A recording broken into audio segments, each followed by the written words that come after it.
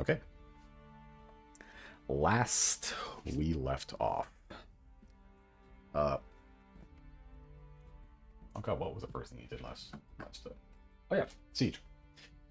The strange metallic voice rang through the icy mountain range, where the last, uh, where a ship of extraterrestrial star-like origin crashed a long time ago, and is now being used as a sort of like broadcasting beacon to kind of lure the ship in, which it successfully did. And upon doing so, the next wave, the final wave even, of the siege upon the mountaintops began. Uh, the first assault being several buzzing drones, which Zero dipped so quickly, but to get back up and get some information. Uh, Information that became very relevant when they started dropping out of the sky and exploding, self-detonating around you. Um, the elves, that is. But with use of spells and use of spells, a lot of magic, a lot of powerful magic, you managed to clear out hordes of these buzzing sphere-like drones. Some targeted Jane eventually, but after Zero returned with arms refitted to Operator and another similar model, those two managed to clear out the further horde quite quickly, which allowed you to turn your attention to the growing mass of metal below you, with climbing earth treaders and a almost literal wave of metal, just construct after construct piling on top of each other, just climbing up the mountain like ooze, with the use of a black dragon and Zero just straight up going down there and just going at it, weapons in hand, managed to stem the tide quite effectively. At which point Zero also discovered the raw power that is the crown of Ascendant Agony, allowing you to deal truly massive damage, but also, after being skimmed slightly, the wound, which would have been just a pretty sizable flesh wound, turned much more dire, causing you to take more damage in return. High risk, high reward. There's been a few assassin bots that try to kill Jane, but with the girls up there, and along with the two elves, they weren't too much of an issue. But the siege was stopped ultimately when, through the use of just really good evasion, whether because of Operator or Riley, just pure passive perception, and basically pointing out to Chris using the scope, there is a spinal column with a skull attached to the end of it, all made of metal, with just kind of dangling wires, almost like a nervous system, connected to the top of one of the incoming Earth Treaders. At which point, Chrysostomus Killager decided to drop a meteorite directly into it, like directly, like it, like the forehead made contact with flaming rock, that direct. Killed that entire horde more or less instantly, which caused a sudden shift in the demeanor of the robots climbing up. The ship that was there was seemingly having some sort of contest of wills with Jane, almost like two influences are trying to take it over at once. But ultimately, with the destruction of that one strange attachment to that robot, the siege more or less lifted. At which point all of you heard a voice saying something to the effect of, I will return, before the lights just kind of drift off into the snow, some burying themselves back into the earth, but leaving a few still operational, which Jane eventually converted. But notably, the ship has been awoken, and fully cognizant, and has calmed down, allowing you to board it. At which point you found the Gray that you once conversed with a single time, after she beamed aboard your dragon that one time. Harriet, who entered some sort of meditative trance, emaciated, along with, I believe, 3 other dead crew members. And the last notable thing, a perfectly intact sphere of annihilation just kind of contained in its those almost like metal and glass bird cage, which one, Chris, you identified it to be a localized version of Time Stop. Like there's some temporal hijinks happening inside there, causing the sphere itself to just kind of not really exist as a sphere. It's just kind of locked in space, allowing it to be moved freely, which is how seemingly it got stolen to begin with. You conversed with the now newly christened tomb, after it named itself, and had some thoughts. It shared its history, more or less, or like what happened. Something at some point made contact with it, which caused it to almost become aware of itself. Caused it to go just a little bit crazy. Number of things could have caused that, though. A lot of the evidence seems to point towards Claire specifically, for whatever reason. Harry doesn't seem to know much about that either. But Tomb eventually departs, leaving you all just kind of atop the mountain as it goes to search for its soul. Eventually, Jane also departs, along with her new cohort of newly awakened constructs. But for now, Polaris dives back onto the mountaintop. The last remnants of life, artificial or not, being whisked away by a white dragon, with a new tenant aboard, for now at least. A very skinny and skeletal Harriet the Grey.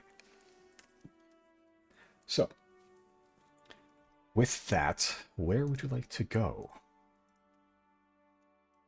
Did we want to speedrun bringing Harriet back to Sylnia? I don't think we need to speed run it. I mean, I just figured we were just gonna come down, drop her off, and go. Is that what you mean by speed run it? Yeah. Yeah, then that's fine, yeah. Okay. I'm curious if that's also the triggering event, because I mean, I don't feel like that was a me-only idea, though. That was like a group, like, agreement that we were gonna drop her off, but yeah, we can go do that first. Okay. I mean, the alternative is hold her captive, which is stupid. Okay. So, are you teleporting there, or are you just gonna fly down to Sylnia and just drop her off? Well, flying's a little bit slow. So I guess it depends on our resources. Like, we might have to long rest on the dragon while we send Polaris somewhere, I guess. Completely Yeah. depends. Let me check my resources. I'm trying to get my character sheet to load. What about Chris? Resources? Yeah, you got teleportation online? Let's double check.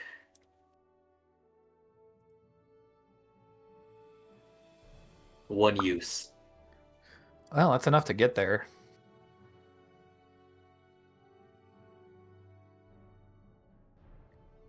Sorry, I'm still trying to open mine.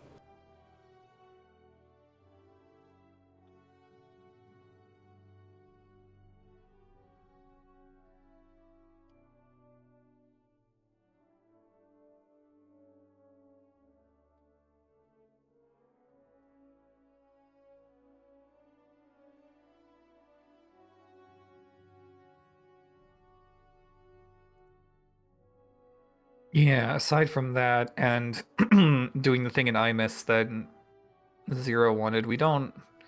Basically, the only thing left is scouting out the moon, I think. Unless we can think of something.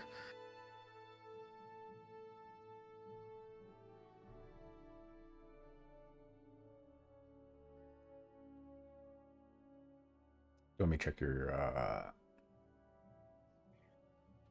character sheet, Misty. Yeah, if you don't mind, it's just taking forever to load. Okay. You're looking for your teleportation tournament, right?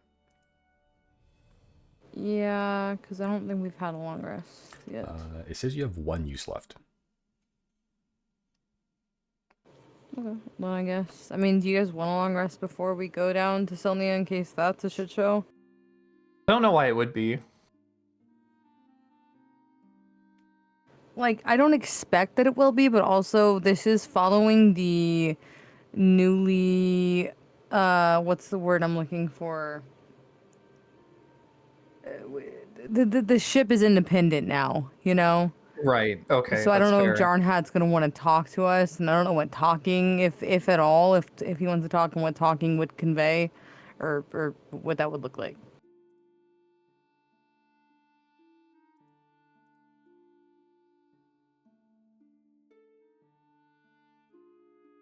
So I'm pro getting a long rest before we bring Harriet down there, if that's cool with you guys.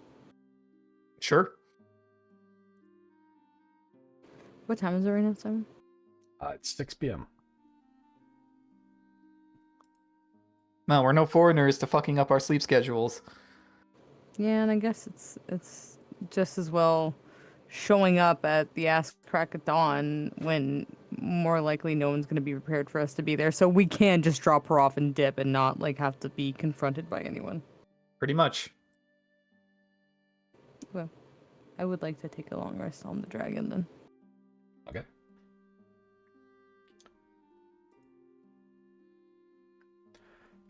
Any objections from the dungeon master? No. Okay. If you guys want to take a Long long rest rest. button pressed. Okay. As you all bed down for the night. Some with company, some with just flames looking up your face. Damn it. Oh, it always does. It always fucking does this.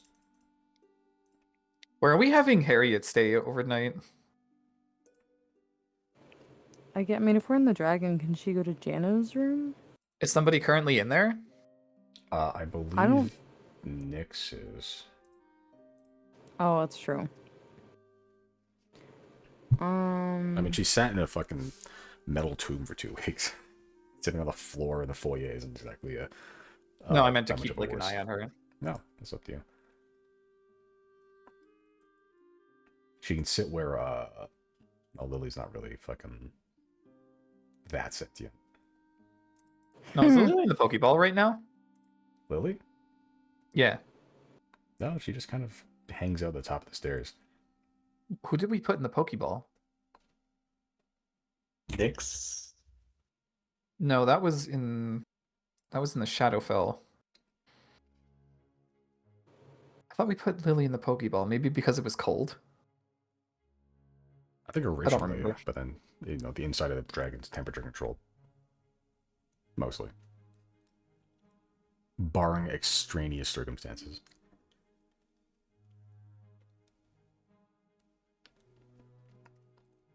Yeah. Where do we should probably get out of here. Where do we want to send Polaris while we're waiting? I don't really have any preference. We can probably just head back to the mainland, maybe? All right. Okay. I need to keep fucking finding this transport thing. See how fast this guy can go. Normal speed, 120 miles a day. It has no stamina. It just goes. So from there, it can get to there by the end of the day. But that's assuming 24 hours of travel. You guys actually fly over the. By the time you all awake, you basically are right over the. Or just past the Nexus, basically. Does anyone want to keep watch, or are you just trusting Harry's not going to do anything?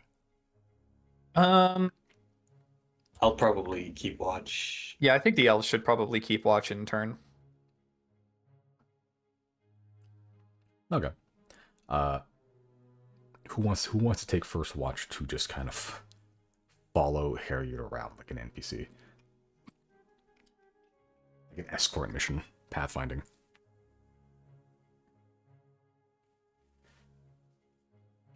Sure, I could take first watch. Sure. Make a perception or insight check. Up to you.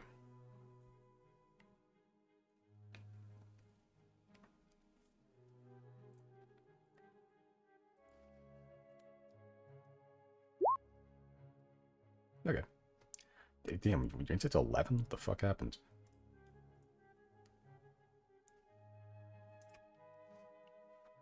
Okay. Yeah, as night dwindles down, there's still like a dim blue light aboard Polaris. The first 4 hours at least, you just kind of see Harriet just basically raid your kitchen, more or less, and just start eating your food. She kind of she doesn't take off her, or like lower her cloak or anything, or her hood, but she does just kind of begin cooking, more or less. As you kind of just watch, she just kind of makes a pretty simple, like almost like pasta dish, with whatever like vegetables and proteins you have. If Riley's storing any fish in the freezer, she takes a couple of those. Otherwise, she'll just use. Oh, she didn't want any. Well, you know, she's also starving. Right.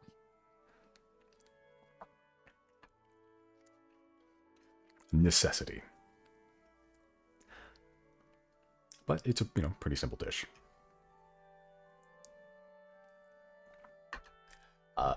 Unless you're doing anything, she will make direct eye contact with you while eating. At all times. I will also make direct eye contact.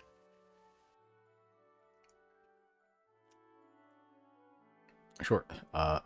Make an intimidation check to see who averts their gaze first.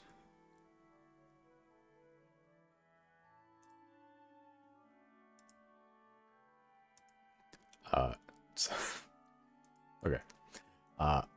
None of you, actually. She rolled 7 + 3 for her intimidation check. So a perfect tie. Oh, that's like, wait, you have, yeah, perfect tie for the next. I'll say 2 hours. 2 hours cooking, 2 hours eating. Neither of you blink for the next 2 hours, as you just make direct eye contact with each other until eventually Riley comes to take your watch. As Riley, I see you two are engaged in riveting conversation. Something to that effect, yes.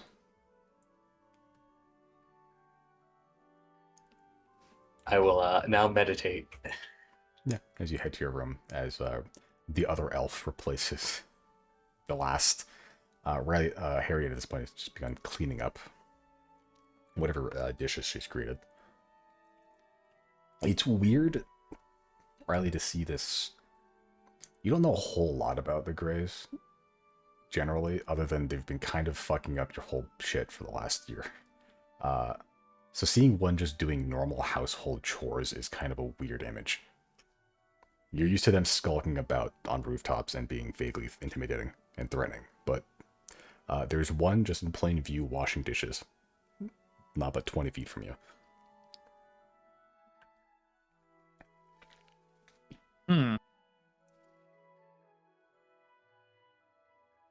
It is a little bit strange seeing a highly trained Grey participate in mundane activity, but I suppose it's not too different from seeing a Gravekeeper do the same.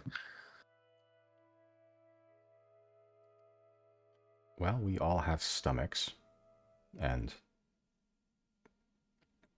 we do still have some semblance of life.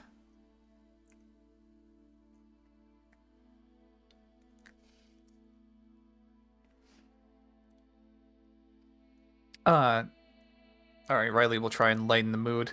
Let's see if you left anything for us. opens the pantry. Is there anything in there? There's still some, yeah. She took enough to make a meal. One meal. Oh, wow. I'm surprised you were rather conservative with what you went for. The stomach shrunk, so too much of one thing could rupture the lining, cause sepsis, and internal bleeding, hemorrhaging.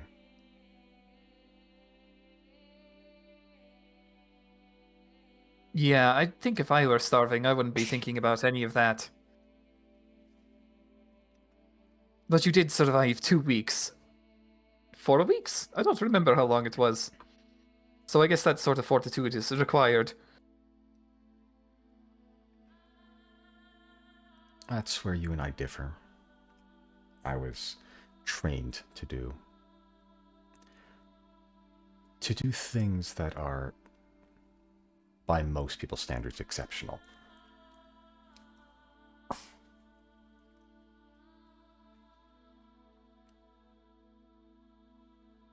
In theory, I could have survived an extra 2, maybe 3 weeks if I really focused. Should I... you know what? Can I insight check that? Is she trying to, like, intimidate me with that? Make an intimidation check. Intimidation or insight? Insight check. It's less intimidation and more just... It's not even showboating. It's just like... It's more like a oh honey energy, like I see. Like, oh, you can't survive for 5 weeks eating nothing. Oh, poor you.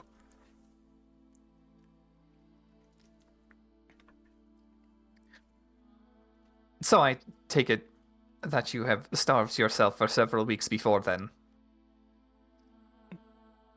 Honestly, this is the first time I've had to use it for its practical applications, but for training purposes, yes. Damn, Greys are hardcore. Oh, we have to be. Right hands of the academy and all that.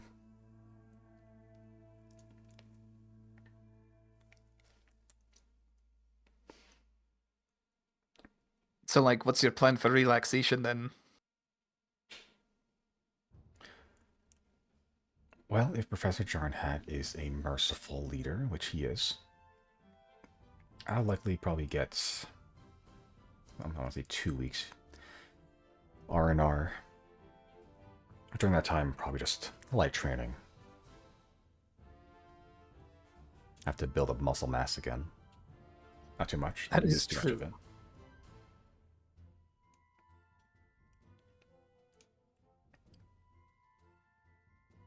I do find it funny how training is included in R&R, though.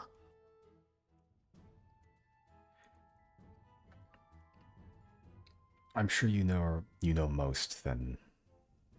than most that the world is just ever so slightly dangerous. So A bit. any misstep, any mistake could cost you your life or the life of others. Are you magically inclined at all? In some ways, yes.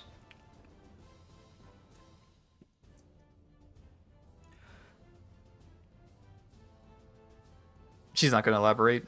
No. Okay. Well, that's one less thing to worry about then. Why?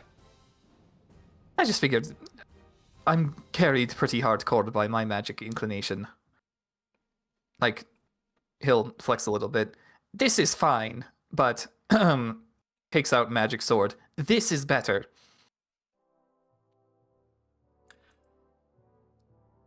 Well, magic is a tool at the end of the day. You could... It doesn't not take skill to wield magical items in a way that's proficient. Or even just magic. Those of sorceress bloodlines can still... They could either be anywhere between the greatest mage that has ever walked these lands to a living bomb, if they don't know how to control and temper their abilities correctly. It's just discipline at the end of the day. Greys are, well, we're trained in a lot of things. We are the tool that you call upon when other tools don't work. So we need to know a little bit of everything. That makes sense.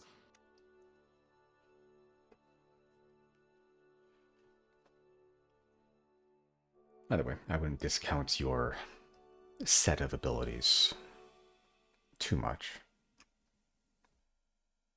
Carried Do may I not get be the sense? Hmm? Do I get the sense that I could 1v1 her very easily? Make another insight check. Yeah. In a one-on-one fight, what is the stat block for Greys, actually? I have them.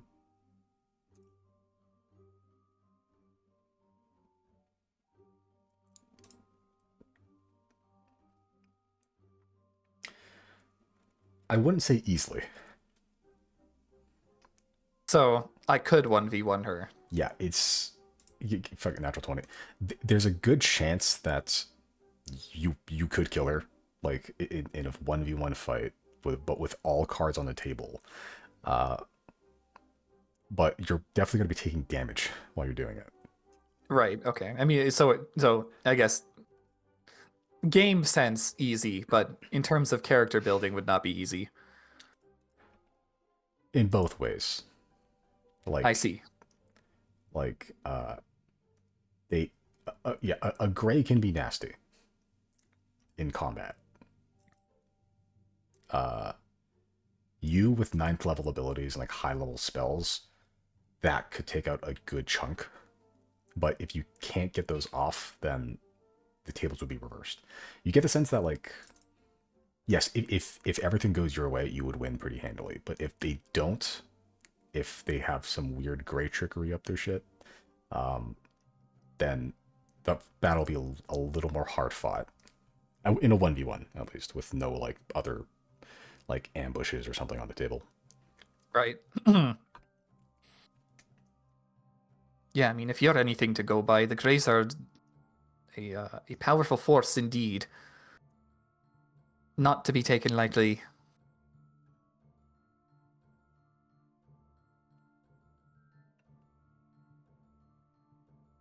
Honestly, the fact that you're still... I don't mean to say this as a threat, because it's not supposed to be. The fact that that you know of us, has seen us, and are still alive is rare. Well, as much as I am for the equalization of the playing field, ideally, nations duke it out in peace rather than in conflict. So, I have no intention of spilling any state secrets to other world leaders, as it were. That was my judgment as well. I like to think as me and my, let's call them co-workers, as a peacekeeping force ultimately.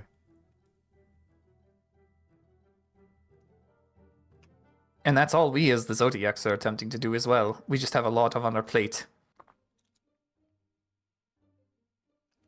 We face an existential threat first and foremost, and then after that, who knows what kind of shenaniganery, should we survive the existential threat, that we'll attempt to inflict on each other, especially as opportune situations arise in the aftermath of an invasion. I can't say for sure that Silnia will not use this opportunity to perhaps attempt dominance of the continent, and I can't say for certain that literally anybody else will also attempt the same.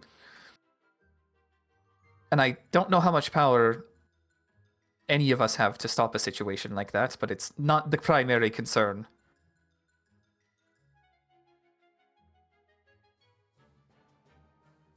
Make a persuasion check. Persuasion. Decent.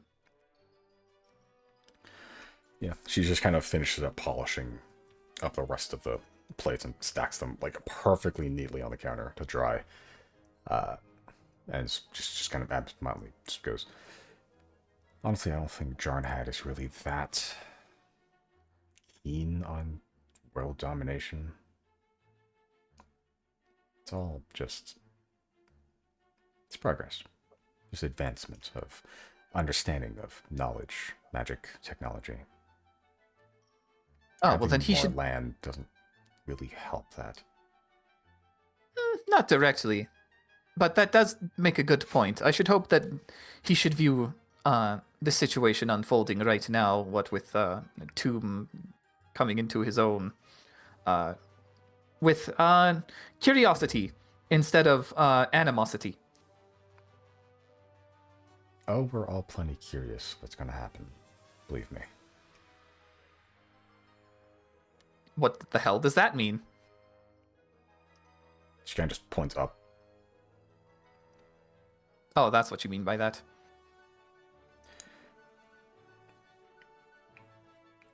Yeah, there's going to be some shifts after this.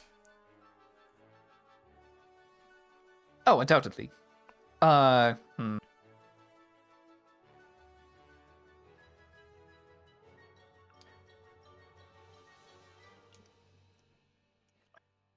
Shit, no, I think we have to pocket that one. Nope, can't be saying anything about do some more.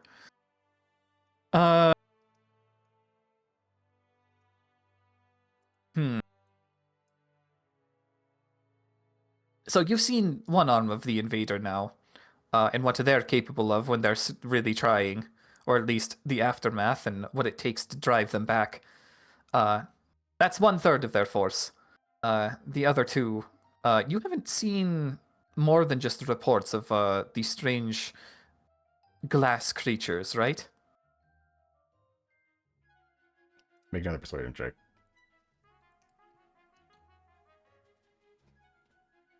Better. She kind of just goes, well,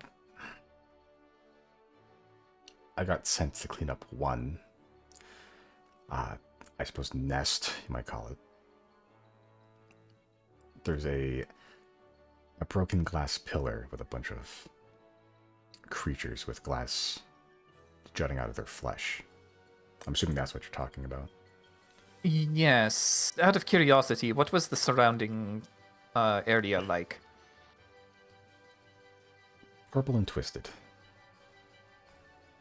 Like, And no other defining features? I'm not going to tell you the location. Well, that's fine, I suppose. Go on. They weren't that difficult to deal with. It was the aftermath that was hard. The itching. Oh, I didn't get hit. A few others did.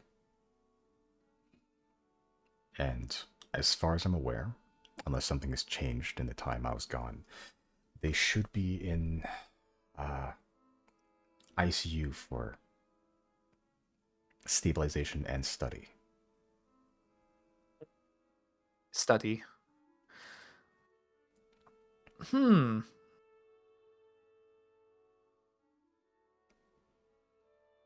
Well, I wish Sylnia the best while we figure things out here.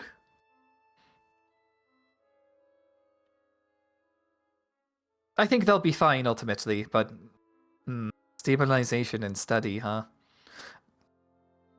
Out of curiosity, has John had ordered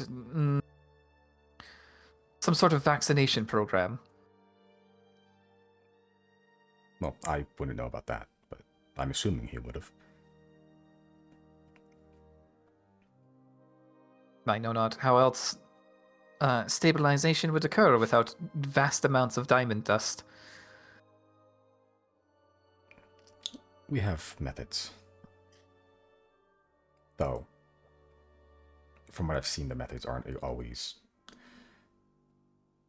perfect against this kind of illness, but it's better than nothing. Then I reiterate, I wish Sylnia the best. In this specific endeavor. I know you have your hang-ups about Altus and Sylnia and Professor Jarnhat, but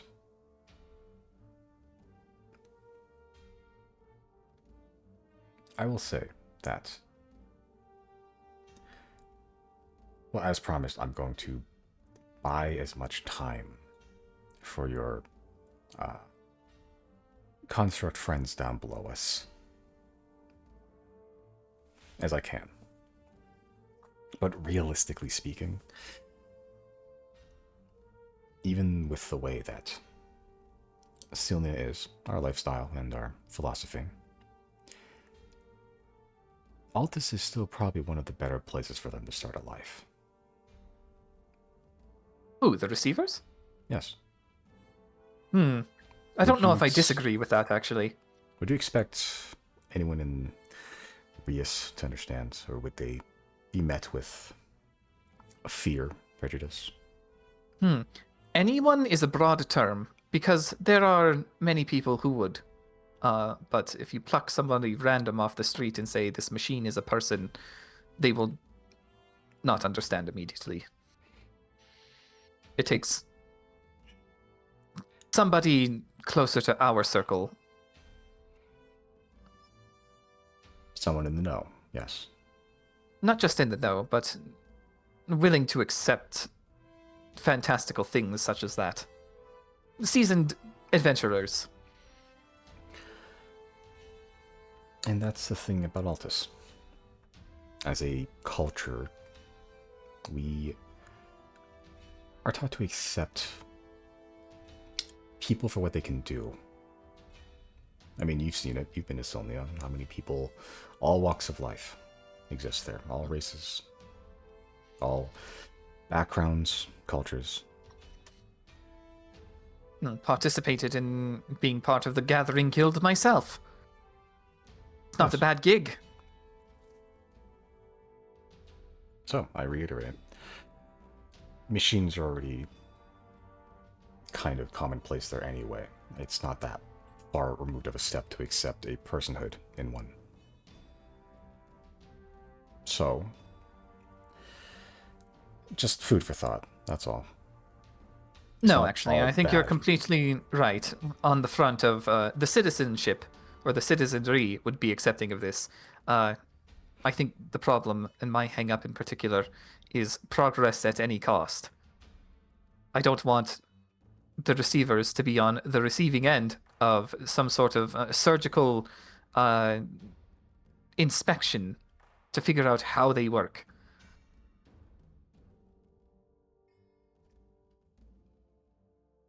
That's a bit depersonizing, is it not?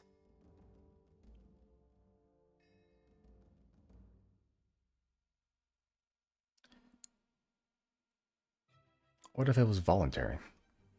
If it was voluntary, there's no problem. Oh, there we go. If they don't consent to an invasive procedure like that, they probably won't get plucked. Probably doing a lot of heavy lifting. I can't mind read Professor Jarnhat, but I do know that he does take into account the long term. Having a race of sentient constructs kicking around is far better than taking apart one or two and having the rest flee.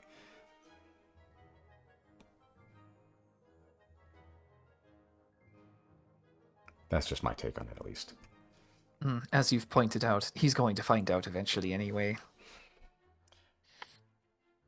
Probably, especially after all this fiasco, but I'll keep it out of the report as much as I can legally can. Just, I'm not going to have contact with Jane and anyone else you know, but I can at least promise you this, that I will try to lay the groundwork for them to be welcome as much as I can in my position. Honestly, coming from a Grey, that honestly does instill a little bit of confidence in me. I'm sure it won't be a complete disaster. That being said, I have limited pull, but more than the average person. We're not monsters, we just occasionally do monstrous things.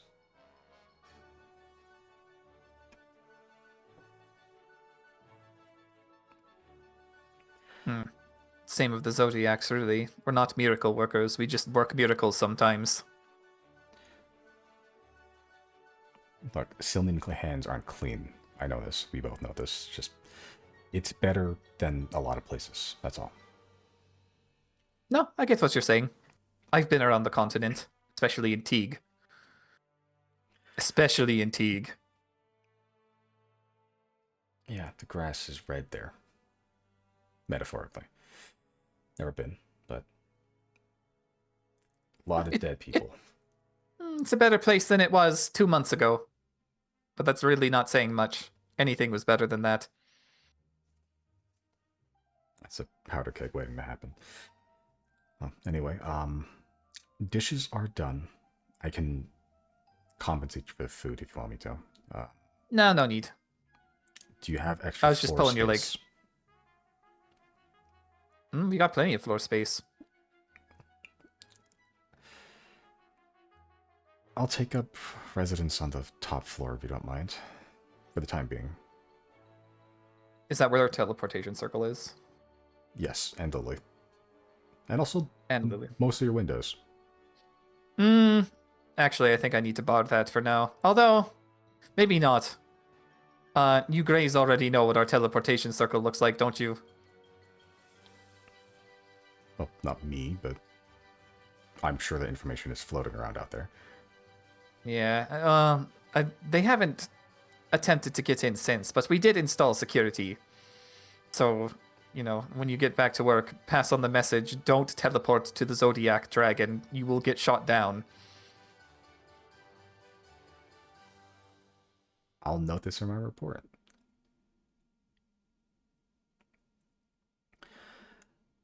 I'm going to sit on the floor for 8 hours now.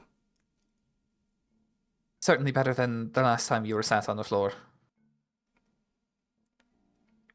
Not that much better. And she just kind of just leaves the room and climbs up to the 3rd floor as she promised. I'll follow behind. As an abundance of caution, I will also sit on the floor. In your presence. It's your house. Yeah, and she just takes up a very similar stance as she did in the other ship. As just crisscross applesauce on one side of the wall and just kind of sitting there with her fingers together in her lap, eyes closed. And she remains there for the next 4 hours. And so too will Riley then. Yeah, and you're unsure whether she was up to fuckery and she wasn't doing it because you're there, or she just wasn't up to it to begin with. Who knows? Either way, as far as you're concerned with your path perception, she just, the next 4 hours sits there. At which point the 8 hours have passed. You all have taken a long rest. So you can click the button if you haven't already.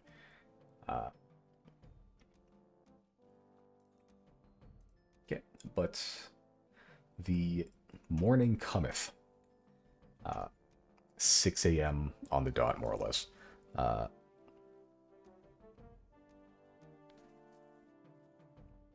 Okay. As you all awake, and breakfast is served. I'm assuming by Riley, who cooks it. Yeah, Harriet's also down there as well with you.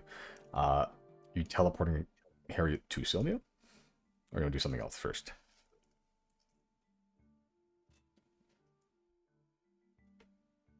At people with teleportation magic. I mean, I don't need to do anything else first. I'm down with just taking her straight there. Yeah. Who all wants to go? I mean, it'll be a quick drop off, hopefully, but who all wants to go in case it isn't? I should probably go. because I also have teleportation in case we need to get out. I think Riley will stay behind. I'll go. Harriet, raise her hand. Crazy. I will turn to the women and I will just say to them, you guys can stay here if you'd like. It's not going to be that eventful, hopefully. Yeah. Okay, so you see Zia and Nyx there. Claudine is still a shadow watching Harriet basically this whole time. You know, ready to stab her in the spine should she do anything.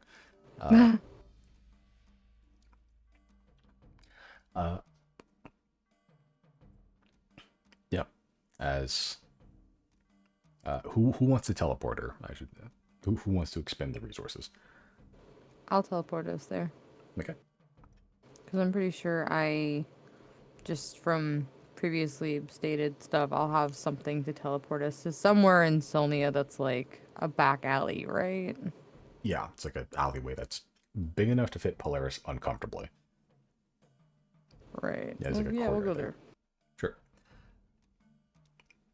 And let me ask first, I guess I'll ask in character. I'll even cast message when I do it, and I'll cast message to Chris and just be like, are we gonna deliver her anywhere specific, or do you just want to bring her to Sylnia and then dip? I had nowhere specific in mind.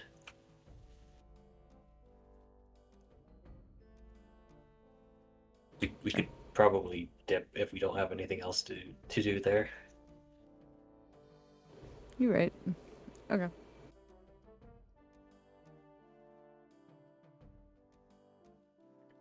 As Zero, you enmesh yourself with the shadows of the turban as you collapse space in on itself, dragging you and Chris and Harriet with you to Sylnia, back to that alleyway. Can see the purples and oranges ever growing in the sky as the sun just begins to peek up over the horizon. You can't see it yet, but you can see the sky changing color as you appear in for the winter, relatively warm Sylnia, just complete with all the smoke and steam, just heating everything up with brass pipes everywhere.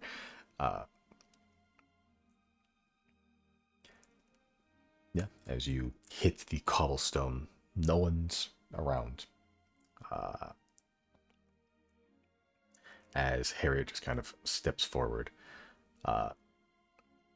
just kind of pulls down the cloth mask over her face and just kind of takes a long, deep breath in before exhaling out,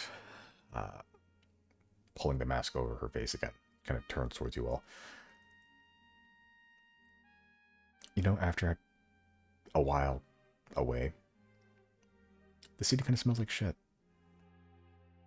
I blame the factories over there churning out smoke. Get to cleaning it up, Queen. I guess. I don't know.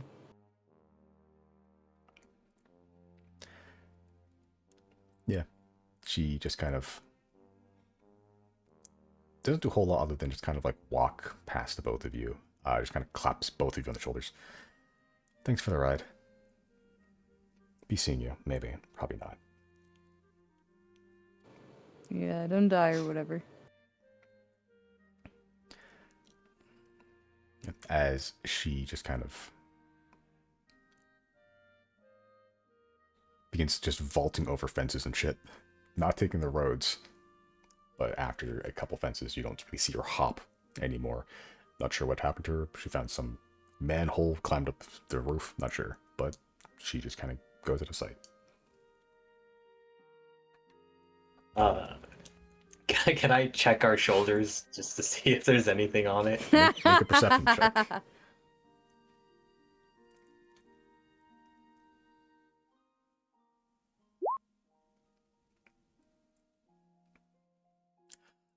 There is. On both of your shoulders, there is a two stickers.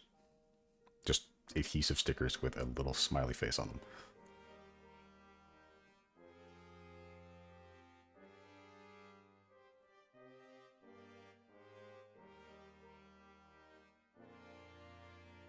Hmm. I'll tell Zero. He got a smiley face on you. I rip it off and I put it in my mouth and I chew on it and then I spit it out on the ground. Yep. It tastes awful, but you chew it up, spit it on the ground. Yeah. Can I identify it? Sure. Are you ritually casting it, or are you just casting Identify? I think I'll do ritual. You can do a ritual. I think it'd be funny. Look, okay, I think it'd be funny if something did happen while we were here. I don't want something to happen, but I do think it would be funny. Okay. So you spend the next 10 minutes ritually casting Identify. I need both of you to make stealth checks. Just general stealth checks. And can Azek keep watch as well? Sure. That's me. I do have the boots of Elvenkind. Oh. Sure, you can roll with advantage. Why not?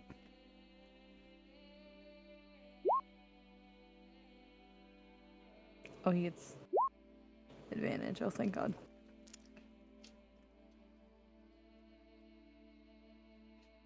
Okay. Those are both very good. Maybe because you guys are just naturally stealthy, or maybe because as I spotted these people, you see a horde of. Oh, I say a horde. I say a group of what. The only way to describe these people are generic muggers walking the alley, basically. And you just narrowly, not honestly, not narrowly. You very widely miss this random mugging that which you would have absolutely directed these 12 people.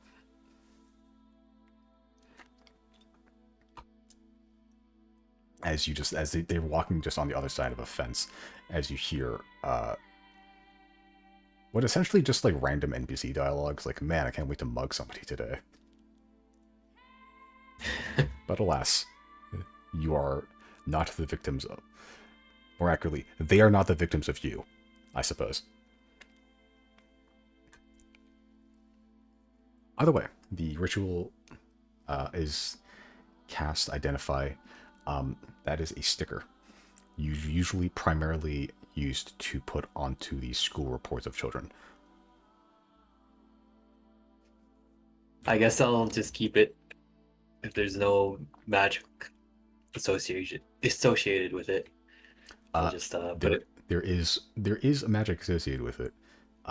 When you focus on it really hard, the sticker becomes like slightly holographic, arcanely. Oh, interesting. I'll just put it on my forehead. Yeah. As Zero, you look at Chris, and now there is a like inch wide smiley face on Chris's forehead. Basically, he has a third eye. He awakened it somehow. Huh. Each eye is different.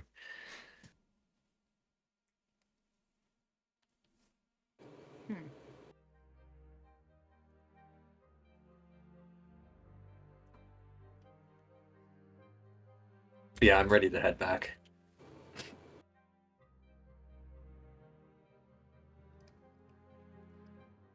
Should I teleport? You do the honors this time. Okay. As I'll Chris, teleport. you cast teleport. Instead of being enmeshed with shadow, you fold space until you get crushed into a tiny pinprick before re-expanding out into the space of the teleportation circle aboard the dragon.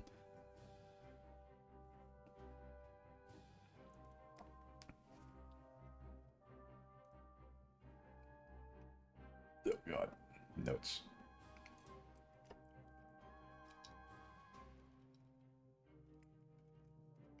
Okay. Yeah, but you make way out into the rest of the dragon as you open the door to the stairwell as you see Claudine just kind of waiting for you there. Zero. She's kind of just bagged under her eyes. Hasn't slept, really, just kind of watching Harriet the whole time. She kind of just goes, well, she cooked some pasta and slept for 8 hours. I give her a little kiss on her forehead and I tell her to go to bed. I don't sleep, but thank you. Hey, Claudine. You Yeah. know, Chris and I had the situation under control. Sorry. You know, I had the situation under control, right?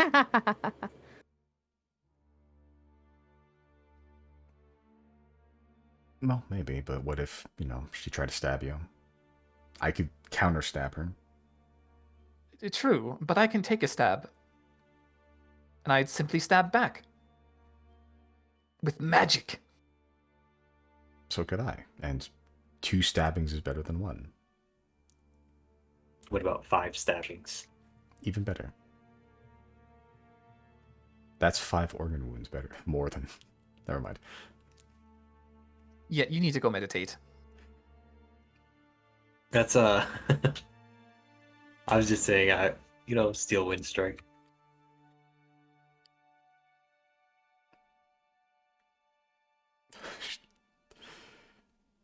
I would like to escort her up to my bedroom and nothing silly, just to take her and let her go to bed. Yeah, as guide her to your room as she gives you a final peck on the forehead before collapsing horizontally in a meditative stance. Never really reaching the bed in time. Like, she's like halfway sprawled over it. I will fix her and I will put her on the bed proper. Yeah, as you just push the lower half of her body onto the bed. Meditative stance, still horizontal, but now comfortable.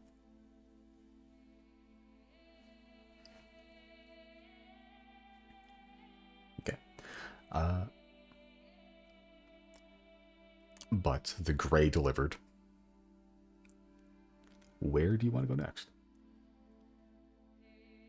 I guess now that I think about it, Claudine would have had to been the one to cast the spell to resurrect Gordon, right? Yes. Okay, so we can let her get a long rest while... Where are we right now? You're With still, the dragon. still in Thane, just flying above the Divider's range, mountain range. Or past the Nexus. More or less, yeah. You could double back if you had something to do there. Nah, just out of curiosity, Riley will send to Jane, hey, did you get back safely? You get back instantly. Still on the way, but a few interesting happenings. Wolves made of ice. They were friendly.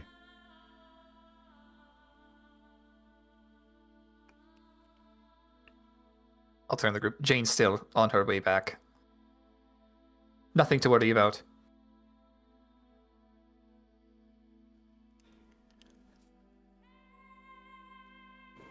Simon, from Obethus to Imus, how many days by dragon would that take? Oh, Bethis to Imus? Or hours, if it's just hours. Like, probably about a day worth of travel. Yeah, because I could just teleport us straight to Imus. I don't have a problem doing that. It's just... Okay, if I teleport us to Imus, and I want to bring Polaris with us, do I have a spot I can teleport us to where Polaris can safely just be? In Imus or Bethis? Well, I was just thinking, like, if we teleported to Obethus and it was only like a, so many hour flight from Obethus to Imus, then that would give Claudine time to sleep. That's why Why I was not asking about Obethus. Teleport to the keep. It's nearby. To, like, the fort? Yeah. Oh, yeah. Okay. I'll do that then. Yeah. Sure, so I can check on my horse. Horse. Yeah. Okay, I'll teleport us to the fort. Okay.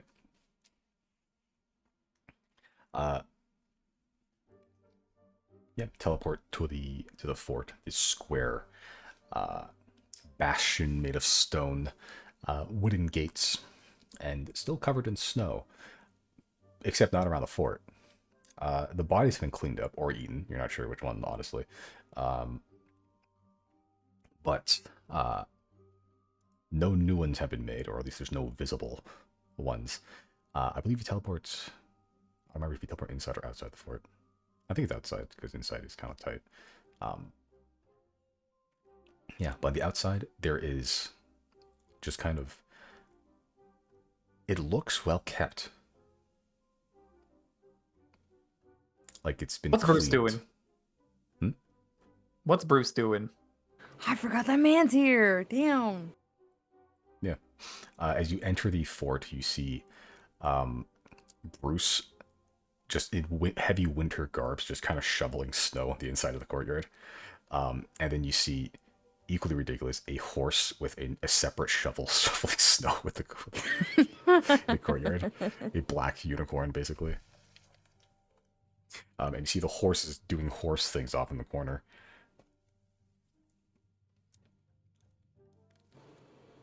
I would like to I was gonna say dismount, but we're not riding players. Whatever. I want to get down if I can, if I may. Yeah, as you, I'm assuming you're trying to find Puck. Yeah. Yeah, you find Puck pretty easy. Puck is make an animal handling check or insight check, up to you. I'm not good at either of those. Let's see.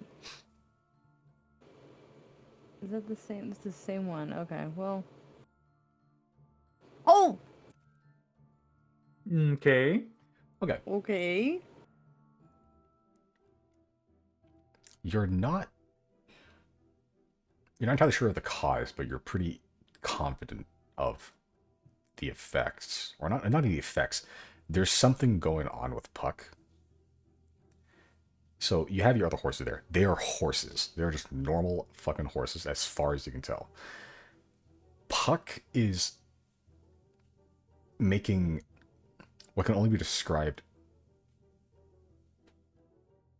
She seems to be practicing writing in the snow. That's the only way I could describe it. She's doing alphabet letters with her hooves in the snow. Which, I don't know if you know this. Horses can't read. So there's something going on with Puck in that regard.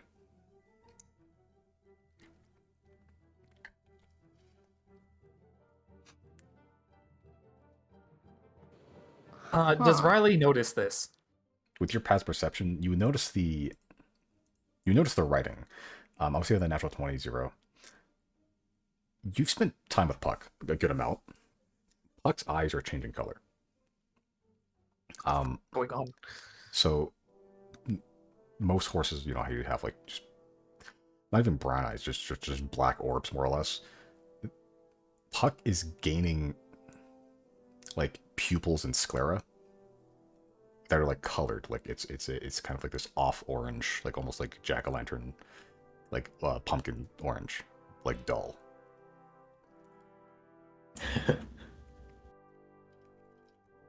Is that similar to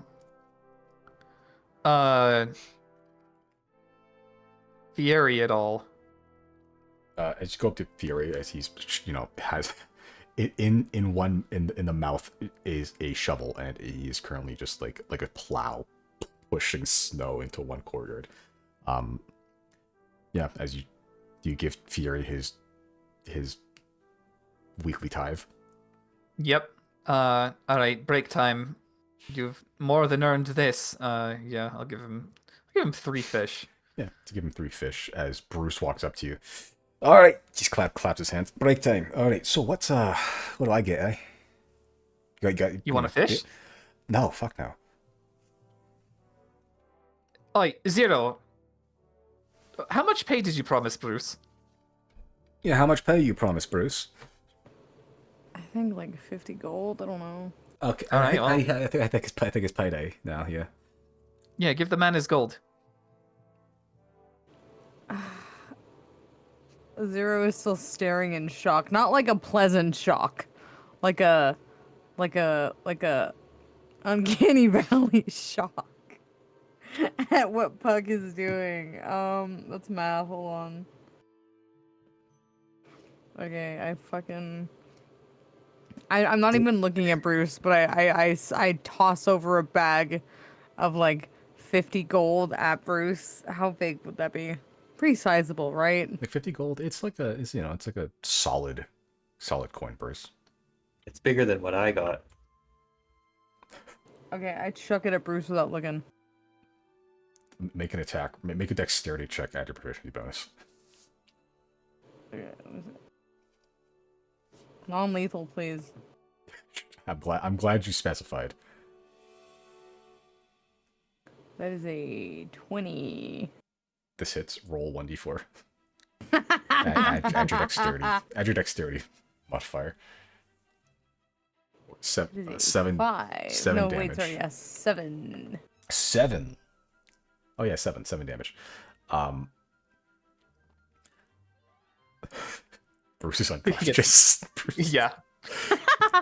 You so expertly whip this fucking, without even looking, you whip this coin purse so deftly and so perfectly that it strikes Bruce directly in the temple and knocks him unconscious with the weight of solid gold.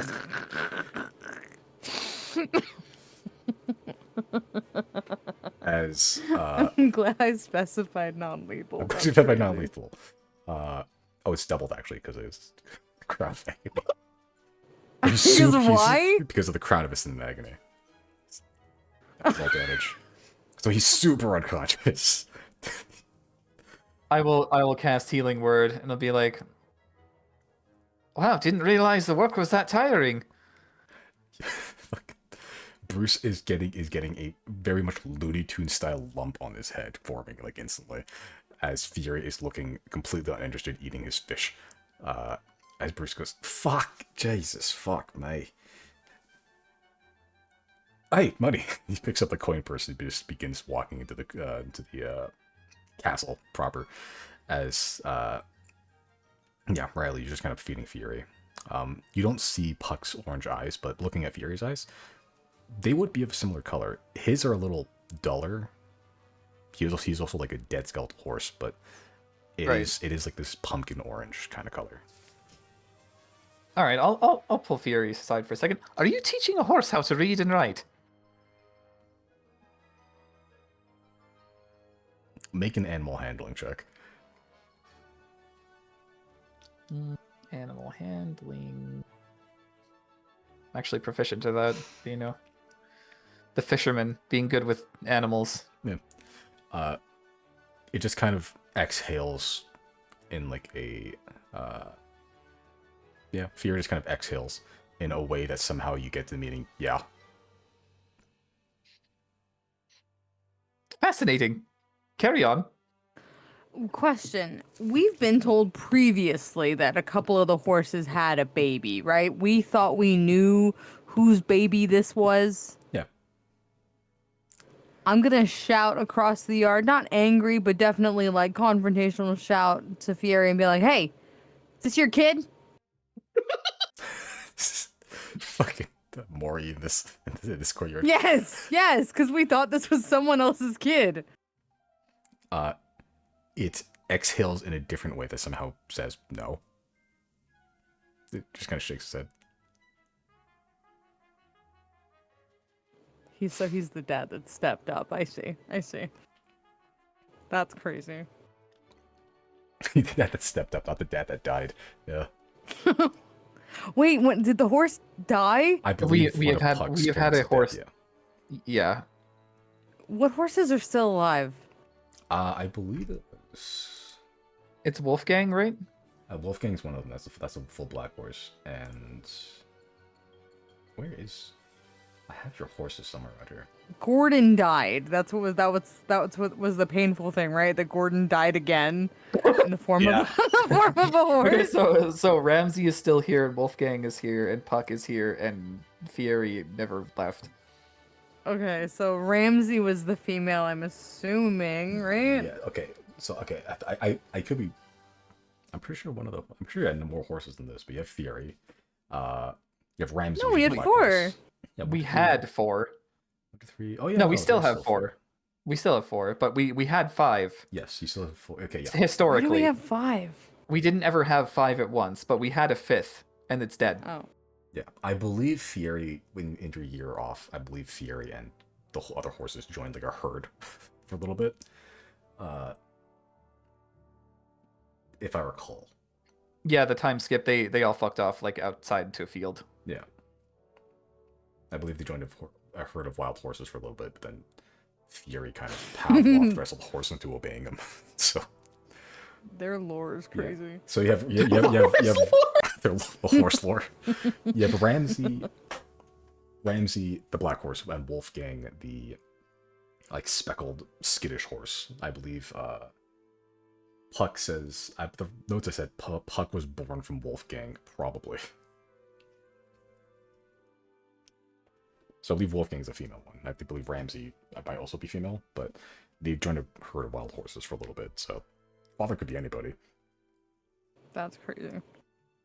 Can I materialize, or if there's food lying around, can I give Puck an apple? Yeah. Can I just conveniently have an apple on me to give Puck? Yeah. Bruce walks out with an apple that he's about to eat. As you take it. I take it. You take it. I'd actually make a sleight of hand check, but is there a point? You just do it.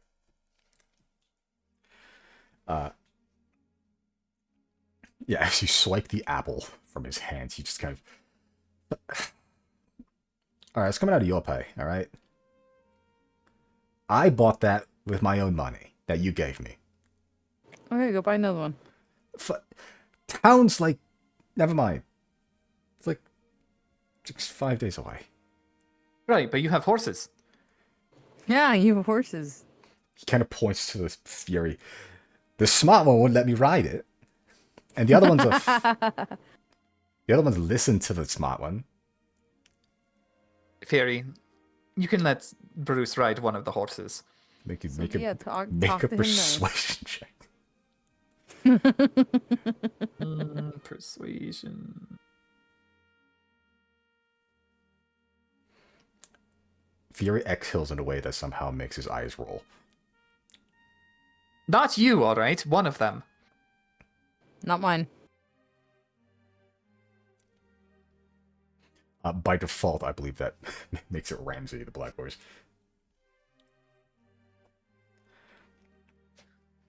Well, I just meant Puck. Yeah. I don't know who 'Cause Wolf Puck is more Bruce's size anyways, but I don't like that for Puck. Yeah, Puck is intelligent now. I don't like that. That scares me. That's like how my actual real life dog tries to open doors with her hands. That's fucking weird. It's like I got inspired by something. The flesh pedestrian. Simon, did I feel like Riley has asked Fury what Fury's actual name is, right? Was there a conclusion to that? I think the conclusion that he didn't really have an actual name. He just Alright, so bestowing one is fine. fine. Yeah, like he's fine with Fury because he doesn't. You know, Shadowvar don't usually take masters. You know, so it's I like see. They don't need names. He made an exception just this once.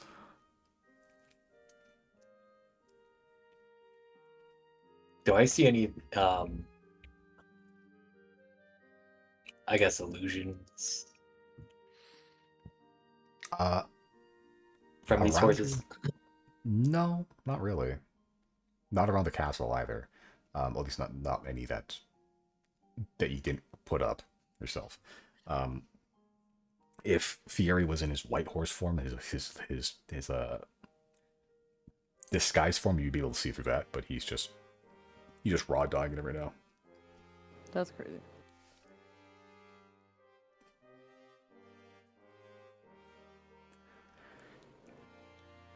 Yeah. Was Puck happy to see me? Yeah, seemingly. Like the moment you approached and Crip walked all over her homework, more or less. That's crazy. Yeah, she starts like prancing around, circling you. You can now read bedtime stories to Puck, and Puck will understand. That's terrifying. That's kinda Sentient cool, animals are scary.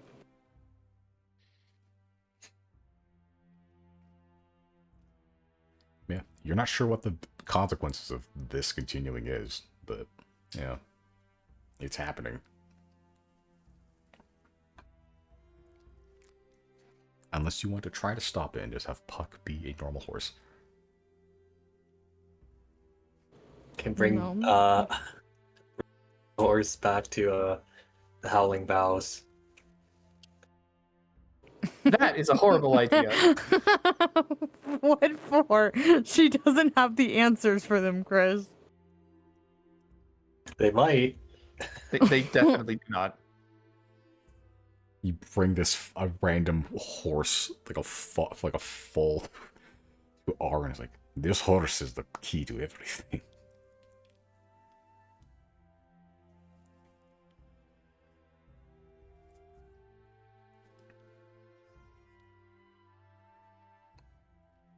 I'm gonna grab Puck's head, not like rough, but I'm just gonna just hold her little head and look at her, and I'm gonna say, "Don't get any ideas. You're still a baby."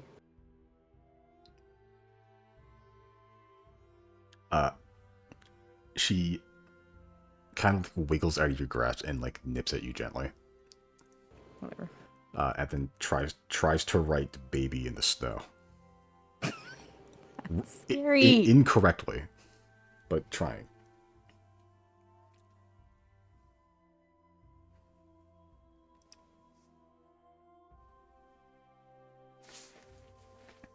Okay, well, I guess, we could chill out here and even park Polaris here while Claudine rests, and then we can probably just teleport straight to Imus.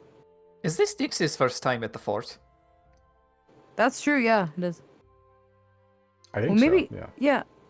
Well, no, because we picked up Bruce during the pirate fight. Oh yeah. Oh yeah. This is Nyx not was Nyx's with first us time. at the pirate fight. Oh, true. okay. Never mind then. This is Nyx's second time in the fort. I see. Yeah. I don't really know how much she explored it. She's allowed to meet my horse again. She can come down here if she wants to. I don't care what she does. Do we walk to Imus? For old time's sake, we walked to Imus. That's crazy. How many days would that be? She traveled 8 miles a day on average, I believe. What if it was a Oh. straight line through the Silverwood? So like, barring difficult terrain, that's still going to be like, God, I think it's 8 miles a day. How much is 200 divided by 8? A lot That of is days. almost a month. Then, I think I've sped it up before. I'm not sure. It'd be slower. That much I'd know.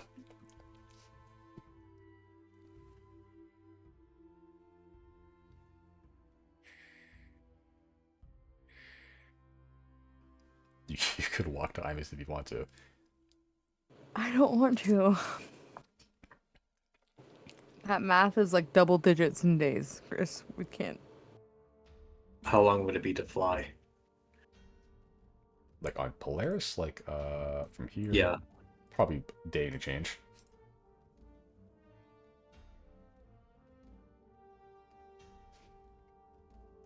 We can if you want to. I just figured it'd be faster to park Polaris here and then teleport us like people and leave him here. Yeah, I guess we could just teleport. I can't believe you guys are still having these conversations. Do I need to learn how to teleport us too to get this, more efficient? Sure, Right then, I'll think about it. do it. Well, don't rush me. I have the basics down, I'll have you know. That's crazy. Okay, well, we have another, 3.5 hours here in the forest. You guys can do as you wish, and Claudine will be up shortly. I'm gonna go say hi to my birthplace again and do some fishing. Yeah, it'll take you about an hour to get there. Hour back. Yeah, Check. An hour to fish. Hour to Not fish, bad. yeah. Zia can come with if she wants. Wait, are Anybody we, can come with if they want. Are we that close to fucking... What... Where? Oh, to the. Oh, okay, to the palm. Jesus, I was like, to Golmud? What are you talking about? No, no, no, no. So Riley was born here, and Oh, I then see. I see. he went to Hauda over here, and then he washed up on Golmud. I see. I see. A lot of water. I think he crashed over here, right? He was I don't know exactly where he washed up. Yeah, he was crashed in Despira, yeah. I'll stay at the fort, but you guys are welcome to do that. Okay. Chris, what are you doing?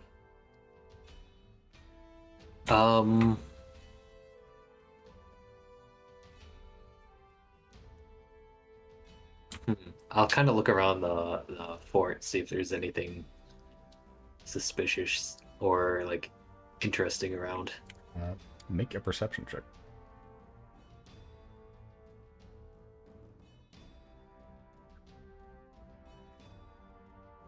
Damn, rolling hot today. Looking around, not a lot of activity necessarily. There used to be a lot more animal life. That much you're pretty certain. And for the next hour or so, I just kind of traversing around. There was a lot more life generally that Fieri would stamp out with his powerful hoofs to eat. Not so much now.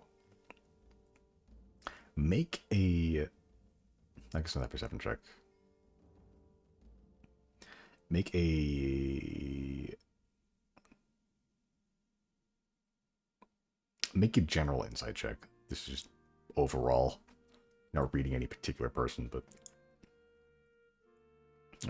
yeah.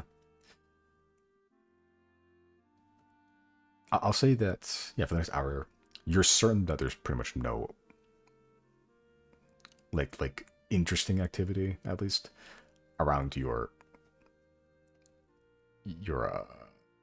little keep.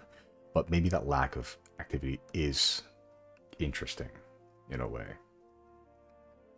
Why, you're not sure, but it's definitely strange is not really the word I would use. It's just, it's notable, I suppose. Does it seem like it was because of Fury, or would that be implausible? I say that insight, it's not bad, I guess. You say that there's multiple aspects to it. Fury may be one cause of it, but it may be multi-layered, a multifaceted thing.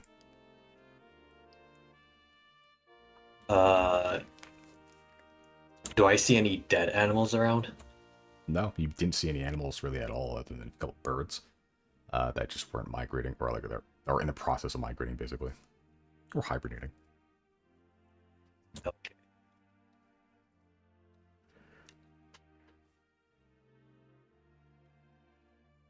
Okay. Riley, you were fishing. He does. Make a fishing check. That he will. Jesus. That's actually kind of a low roll for you. It is a low roll, yeah. Okay. Bit rusty. Hasn't done the fishing in a long time.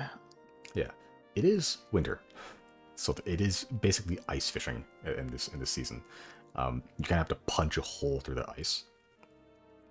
But despite actually, roll again. This is where you were born. There we go. There's something about here specifically, the palm, that now that you know of your origin, is comforting. Like it's almost effortless. Like how much like doing anything here is, as you just kind of punch a hole through the ice. Like even just using a temperature as a drill, it just glides through the ice so easy. And as you just begin fishing,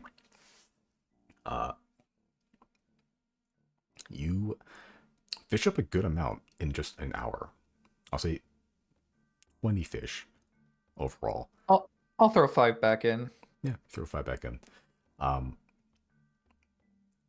The final hook you get is it almost looks like like a koi fish or like some sort of like carp, like a goldfish hybrid. You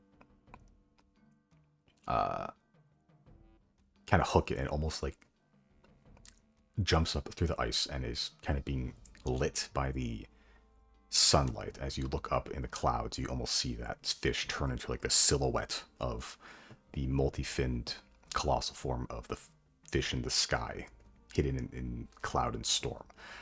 Your god, and in some ways your mother, Guina, but as that vision passes, it kind of hits the ice and just kind of flops there. You catch a almost mirror image of like a small like Guina light in a way. In some fashion, you have accomplished your original character task as you caught Guina in the palm.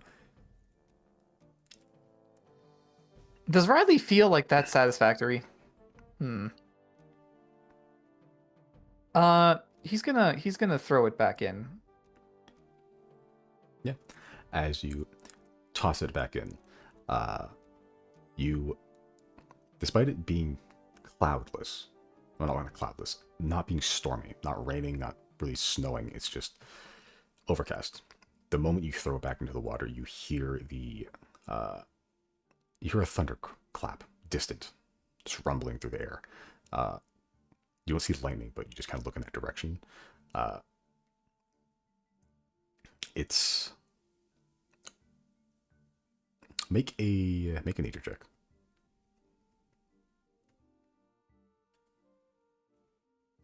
Jesus. Okay.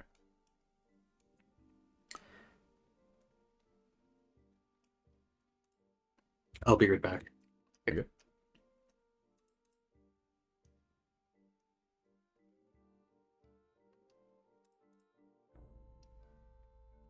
It's pointing towards, maybe pointing, the thunderclap comes from the southeastern direction, more or less. With a nature check, with your connection to Guina, this wasn't really a trial. This was just kind of like almost like a token finality. And as you question whether, like, is this satisfactory, you throw the fish back in, notably saying, no, this is not. And in some ways, this is the fisherman's challenge. It's not even about catching the fish. It's about overcoming it, as opposed to being handed to it. You have answered the challenge and the summons in a way. You get the sense that the final piece of I guess quite literally, the final piece of Airlock Nohawk is somewhere southeast of you, deep in warm waters. Ooh, interesting. Bookend? Despera? What if?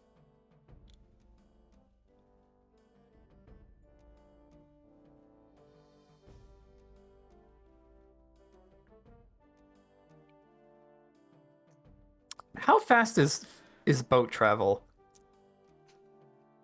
Faster than land. Faster than dragon? No.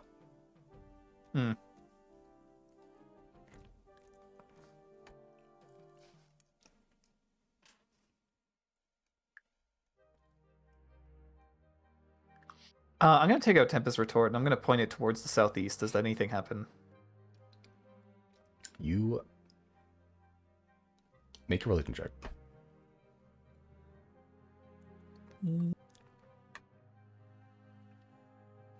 You, in that same vein of wanting the fisherman's challenge, more or less, as you point Tempest Retort toward that direction, there is a sign you could pick up, but it is denied from you, as that is part of the challenge, seemingly. I'm back. Welcome back. All right. Sheath and say, all right, challenge accepted.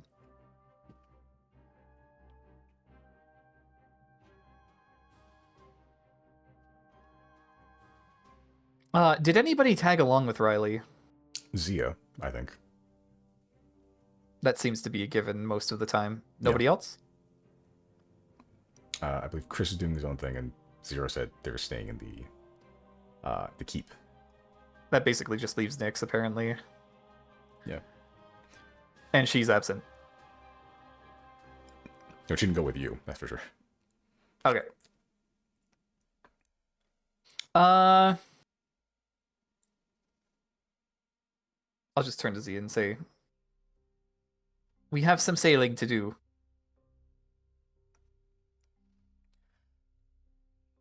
Yeah, she just kind of gives a, yeah, right, kind of expression. Didn't say much beyond that, though. It doesn't really need to. We'll be on the cruise soon enough. Alright, I'll take my hull and head back. Okay. In that time, Zero, what are you doing in the keep?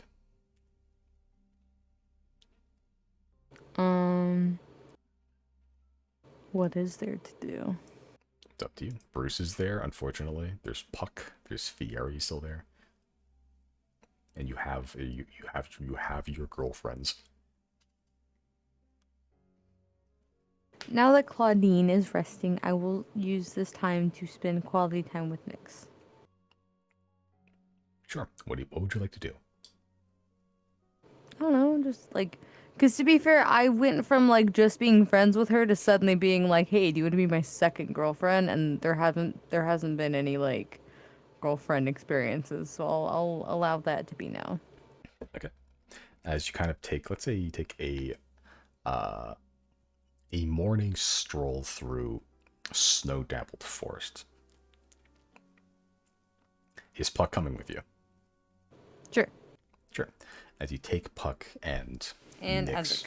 and Azek, a whole coterie of animal familiars. As you take Nyx through the just snowlit forests, and it is overcast, but just as the sun begins to rise, you can see some faint elements peeking through, just blasting through the clouds at the right angle, and it kind of lights up the errant snowflakes falling from tops of pine trees, just kind of like crystals falling and gliding through wind. A utterly quiet and peaceful, serene stroll through the forests.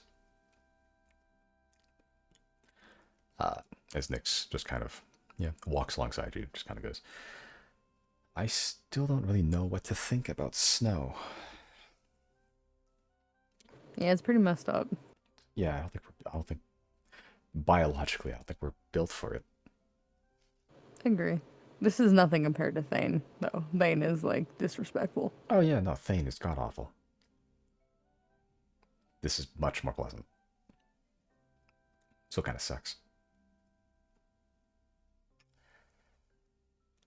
You'll get through it. You're strong.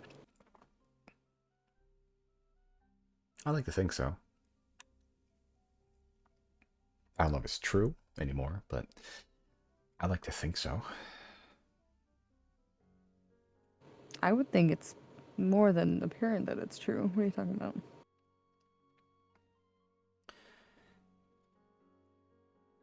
Make a persuasion check with advantage.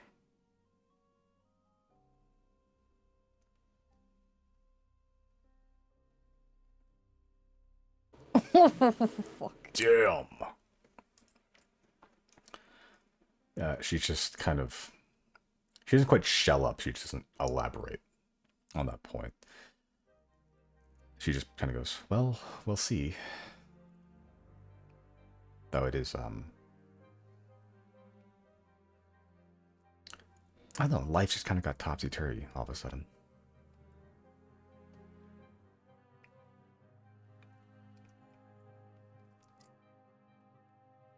I kind of thought I had things figured out, but maybe not. Sorry I showed up and disrupted things. I thought I was helping. Yeah, she kind of just smiles warmly and just pats you twice on the cheek before going, I forgive you, sweetie. Can I insight check that? Make an insight check. That's crazy. Hard to read.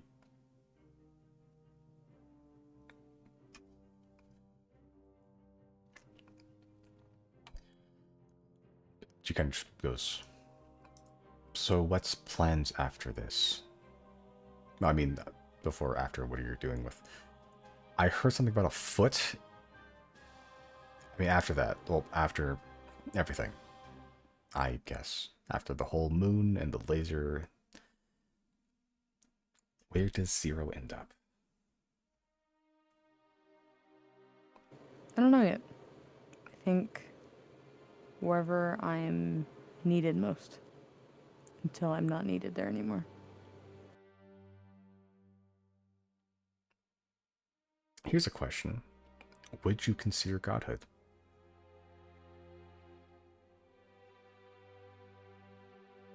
I think that it's something I would like to be able to say I've earned, and again, something that people need. I would like to be a useful god if ever, but I only say that because yes, I think there's more good I can do beyond my mortal life, if that makes sense, to help protect others.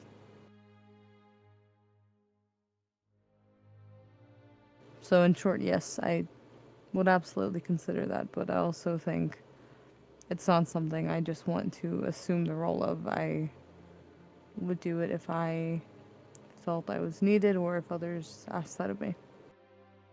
I do feel like it's something I should earn and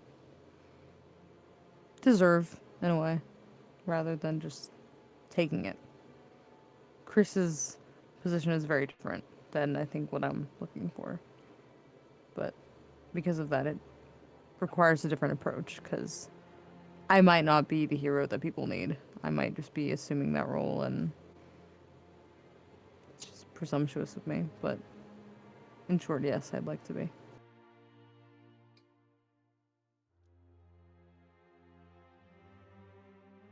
I could see you taking godhood pretty well, actually.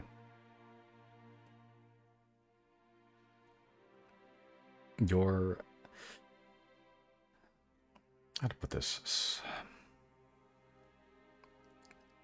Strong-willed and emotional in a way that I think a lot of people aren't.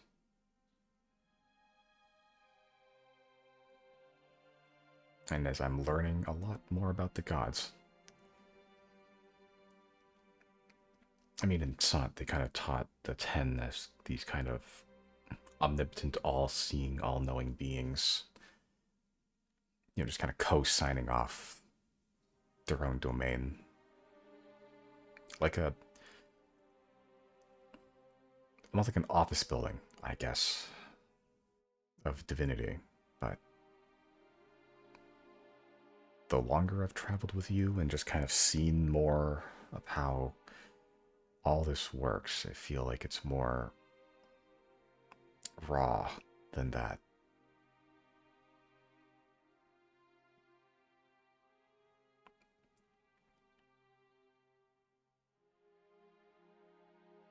It's a bit comforting to see that they also don't really know what they're doing. I think they're a unique case in that it was kind of baked in for them, the instructions and the guidance on how to be what they are, but the real ones, or I guess I should say the older ones, they don't really know what they're doing. And that's okay. Now I'm wondering how much of that is... how much of that is baked in and how much of that is learned. Because if the 10 were supposed to be these perfect divinities, what you all did kind of put fear into them, in a way. something new.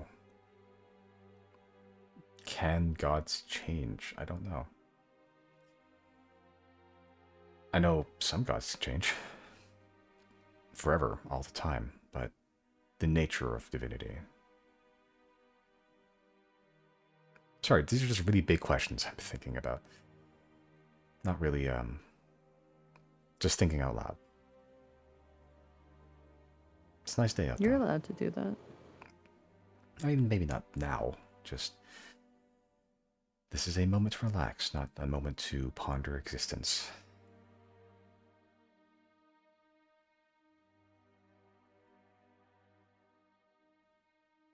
I don't know. It's nice to hear your thoughts every now and then. You're otherwise much more quiet than I'd prefer. I can't change that, and I don't want to change that, but it's nice to hear your honest, unfiltered thoughts sometimes.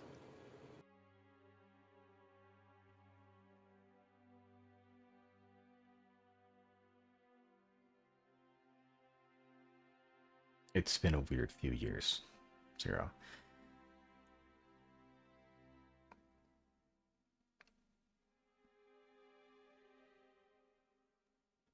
I feel like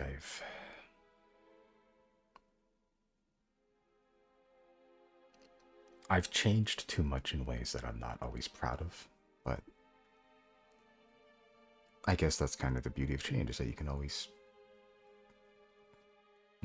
do that. Become something that is better or worse, more or less. Just evolving.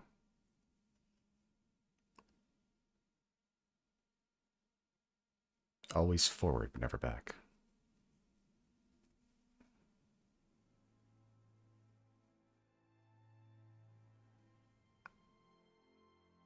Maybe I'll start now. Start being more honest. And just... I don't think I could go back to how I was before all this, but maybe I don't have to stay how I became.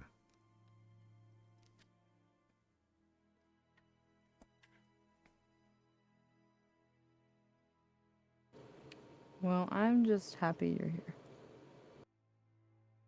Whichever version of you I can get. And that's not going to change. So you don't have to feel like you need to perform a long dead version of yourself for anyone. Especially not me.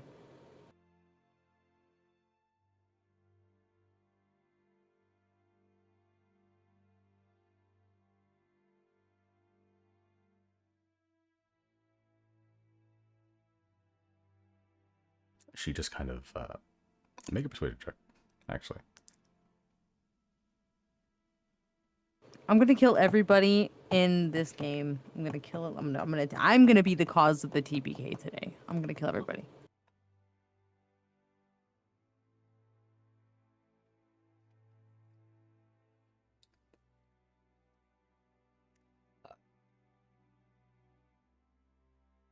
She just kind of just kind of hip bumps you a little bit and pushes you like a foot off. Kind of smiles at you. The moment catches you in a way where the sun just hits her face at just the right angle. It's a beautiful, serene sight. As she just kind of looks you directly in the eyes and just smiles.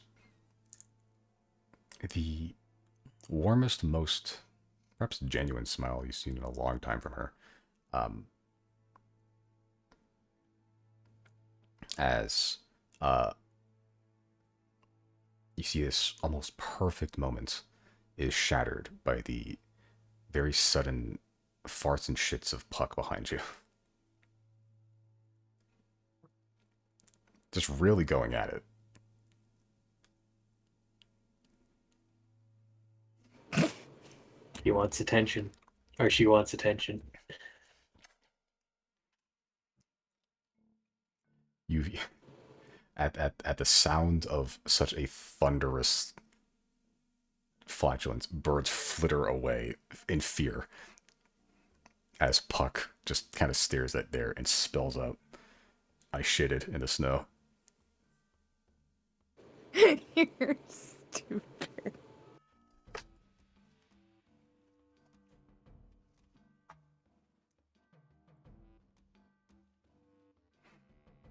As Nyx kind of stands there, he goes, "Well, I guess this is as good as a moment as any to go back."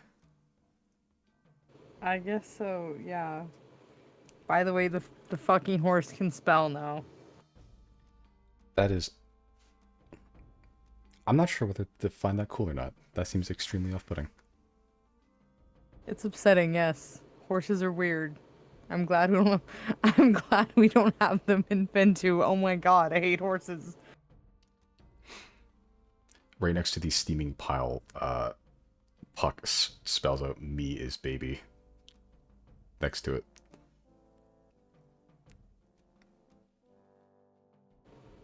Terrifying. Hate that. As long as it doesn't learn to speak, I think we'll be fine. Yeah, grow fingers or something.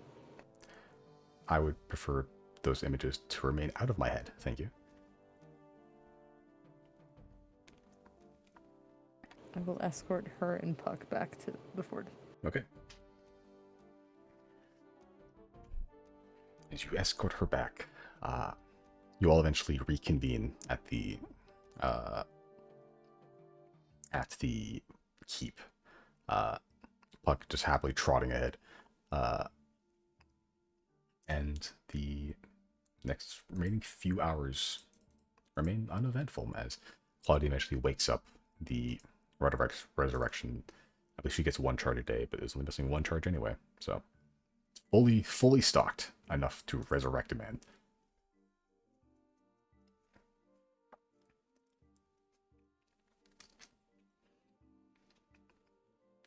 I will do a roll call. I will do a roll call of the Zodiacs. Are all the Zodiacs here? I don't think so.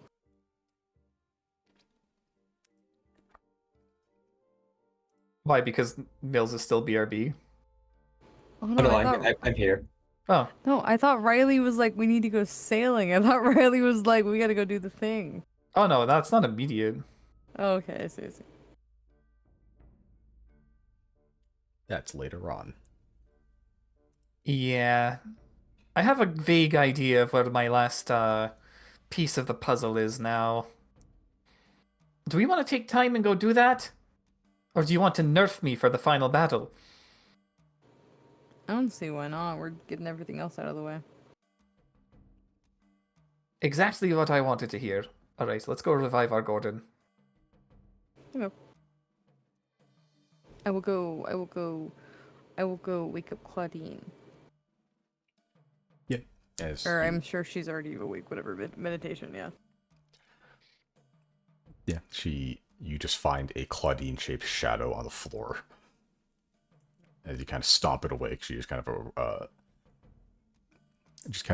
rematerializes into a girlfriend-shaped woman.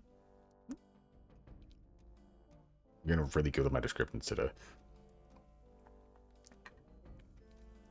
I'm so immersed. Yeah. I am an artiste.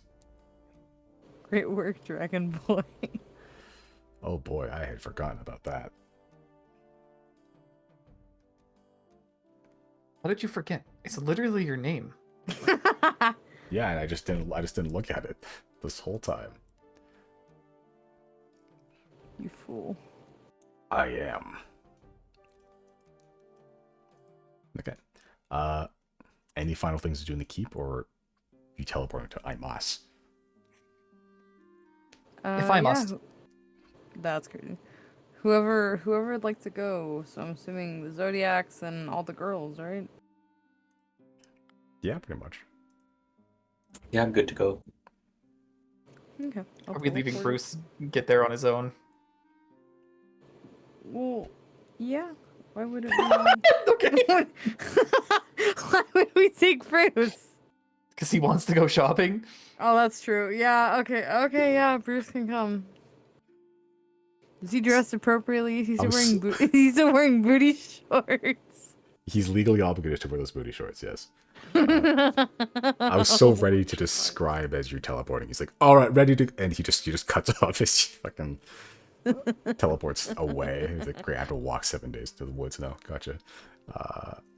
Yeah. So how many people can you take? You take 8. That's you. That's the girls. That's 3. That's yeah. You have enough.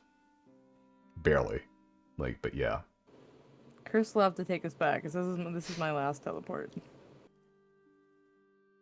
Okay. Yeah, with Gordon included, you have just enough to teleport everybody anywhere.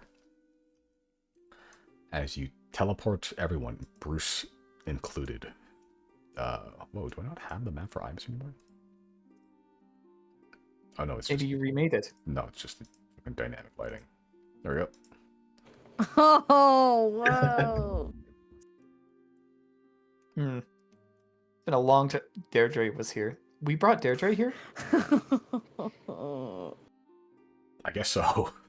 Why is Randy Pitchford in the bottom? Math Oh. time. Why are Yeah. we why is there a Terry shrine to this man? Get him Lowen. out of here. Get him out of here. Terry Lowen. I think that's his little spot. Yeah, but Randy Pitchford? Randy Pitchford. What I don't know who that Hall is. of the 10? I was like, what's Hall of the T? Sorry. Oh, the T. Farming Roud. Roud. Roud. Roud. Deirdre see. was here is crazy. Sorry, I just yeah. I don't fucking to be honest, memory I don't think Deirdre was here. lane. I feel like we like broke out this map at some point and Jesse just went ham.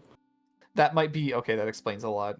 I feel like we might have went here like prior to them leaving, Yeah. before we went to Cow Bay. Who's Randy Pitchford? That's the Borderlands guy. He is worthy of much ire. Man, what a bastard. But you teleport, I'm assuming, into somewhere around the Gilded Gathering. Yeah, wherever I was stealing. Yeah. Let's bring you. Okay, so let's say there. You find yourself. God, do I even have notes for Imus? That's notes from my old app, actually. That I don't have. It's been a long time. Wing it. Straight up, I don't have notes for Imus anymore. But you find yourself in the Gilded Gathering, which is, I believe, not quite silver plated, but there's a lot of silver kind of coated around. In the winter, there is just a lot more general torchlight, but there is a series of like silver and copper, almost like metal tapestries, kind of fluttering, being hung by like these wires from like pole to pole.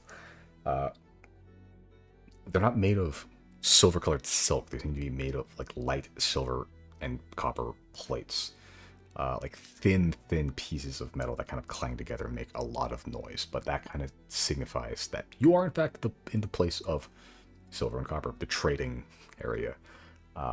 In this hour of day, a lot of trading to go on. You see a series of caravans and just trade convoys coming to and fro, back and forth, most of them depositing like gemstones and like other luxury goods in Imus. You've been to Tetscat, you've been to Fairhaven. A lot of these caravans are taking those roads. As you begin just kind of wandering around, you see people peddling their goods. a lot of storefronts, a couple of like hunters and tanners, like really in the process of like processing and like creating leather, basically. It's a very work heavy, like goods and services type of town.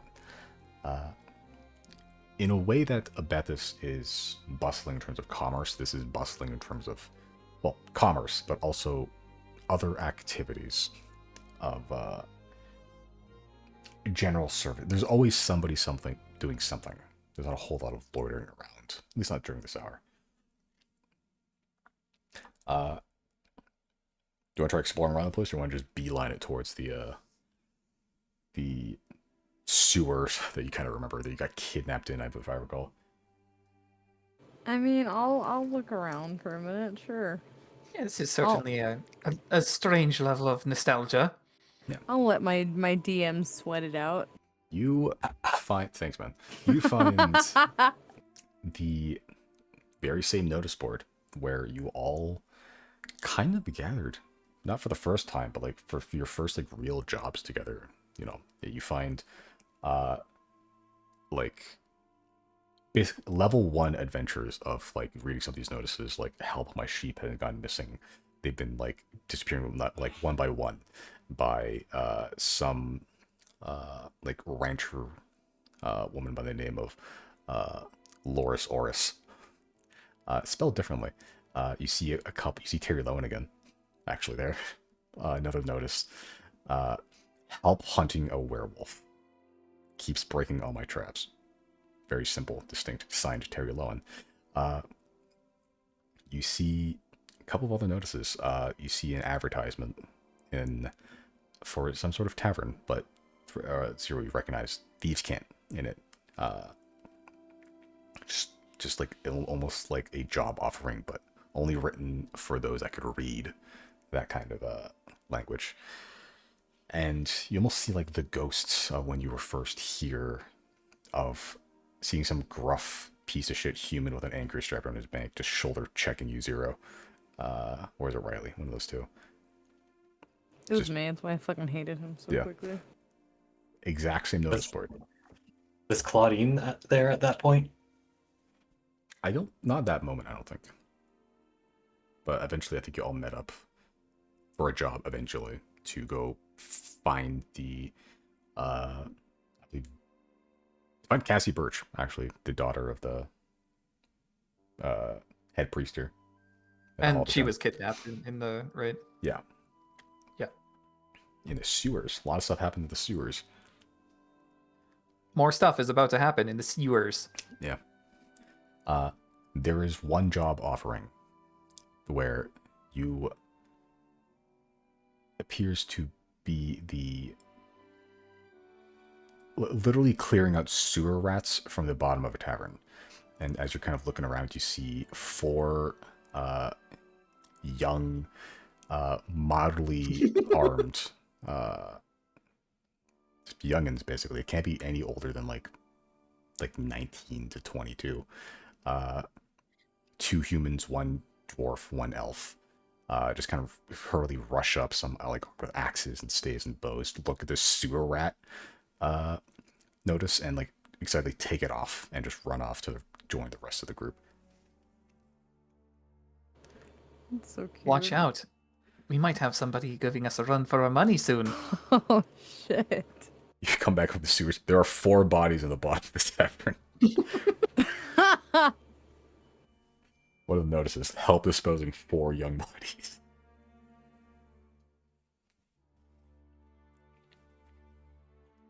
I'll tell Claudine. I meant Merrick here, technically. Really? Yeah, he shoulder checked me right there, and I wanted to beat his ass. Oh, you would have absolutely lost that fight. Yeah.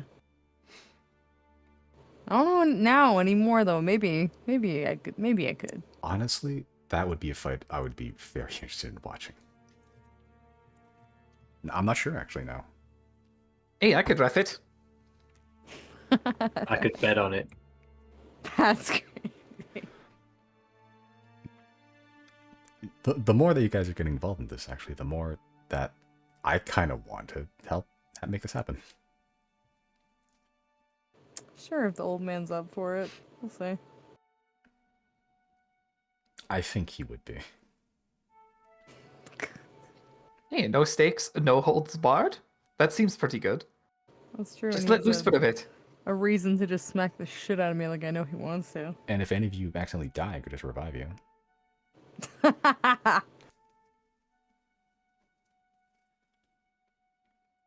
It's happening now. Well, Okay, well, let's go resurrect the guy first, and then we'll talk about it.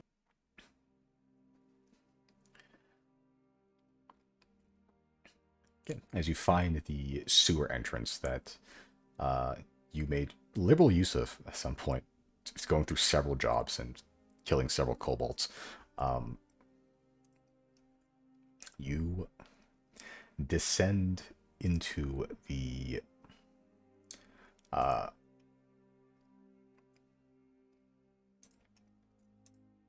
sewers proper.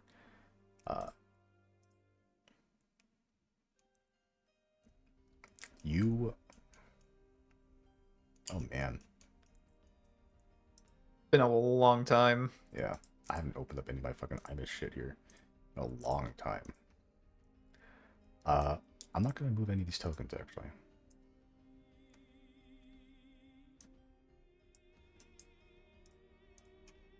Hold on.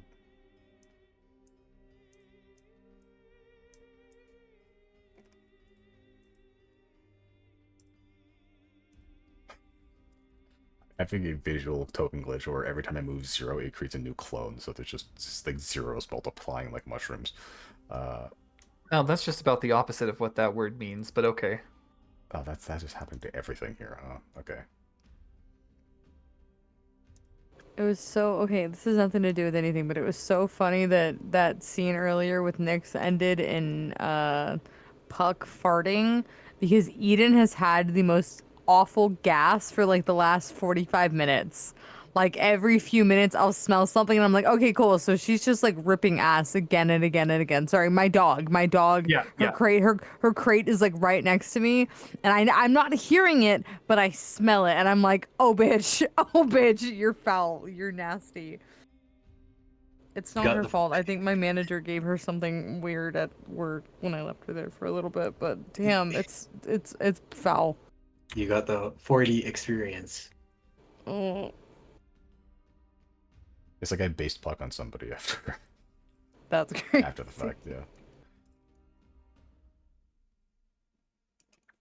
But you find yourself in that, not, I wouldn't say a familiar sewer entrance, you've only been here once, but it begins to ring bells and such.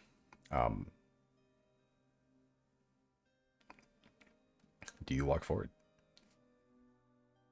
Yeah. Okay. None of us were present for when 0 hit the foot, right?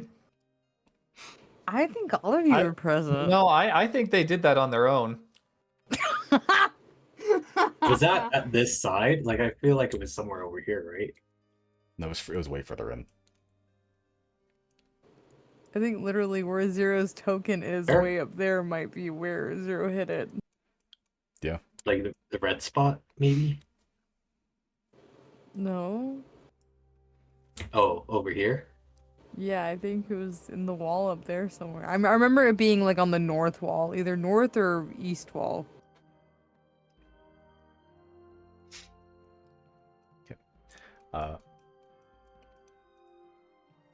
As you all move forward, who's taking lead, I should ask? How could it be anyone other than 0? I mean, I can. My perception's ass, so we'll have to face the consequences of that. You say that as if there's going to be things down here. I mean, there might be things. It won't kill us, but there might still be things. That's a risk I'm willing to take. Okay, we're not gonna check for traps or nothing. We're just gonna go. Yeah. Okay. I'll even like be distracted, like walking linked arms with Claudine, and just be like, "Hey, we met down here." Yeah. As you take a deep breath of shit sewer air, and you walk forward, going down memory lane, you immediately hit a bell trap. Your leg hits some sort of like pretty hidden string. In retrospect, that thing isn't super well hidden. You guys just weren't experienced enough to spot it. Experience enough is crazy. Yeah. Go ahead. But you hit a bell. You hit a string, and the string immediately rings a bell next to you pretty loudly. Did we just not disarm that last we were here, or did somebody else set up shop?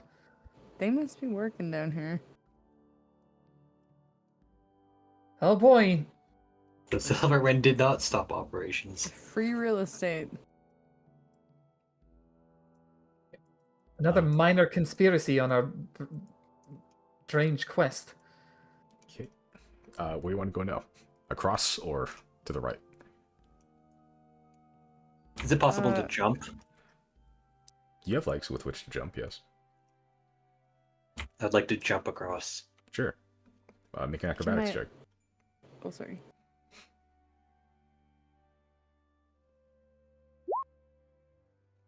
This 5-foot gap a child can make it across, you absolutely clear it. Right there. I did it. Very impressive, Chris.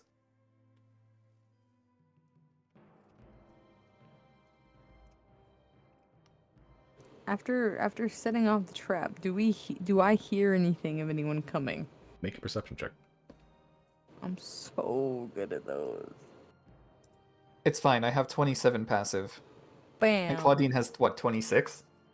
Something like that, yeah. 0. There's absolutely nothing in these hallways whatsoever. Yeah. Riley. There's absolutely nothing in these hallways whatsoever. Okay.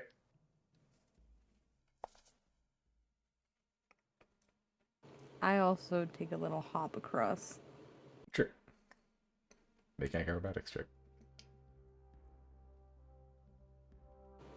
Fuck you. Cool. You make it all the way over here at one leap. You're dumb. Now, 0, that was impressive. I do a little bow. Yeah, you do a little bow, and next to you there is a corpse there, actually. These corpses were never cleared out. No one came for these bodies. Oh, it's not a fresh corpse? No, this is a corpse you killed a year ago. Okay, I then flex really cool for the girls, and I hit the dab and all that, like just because they gotta take some time to catch up to me over here, and I flex my muscles real hard for them. You're emoting off the fucking dead body. Yes. Gotcha. Okay, Riley, which way do you want to go? I'm just gonna pleasantly stroll up to the central room and see if anything's going on in there. Okay, like the main room? Yeah. Okay. You hit a bell trap on the way there. And as you walk into here, I need you to make a dexterity saving throw. Dex save. Oh no, that's not enough.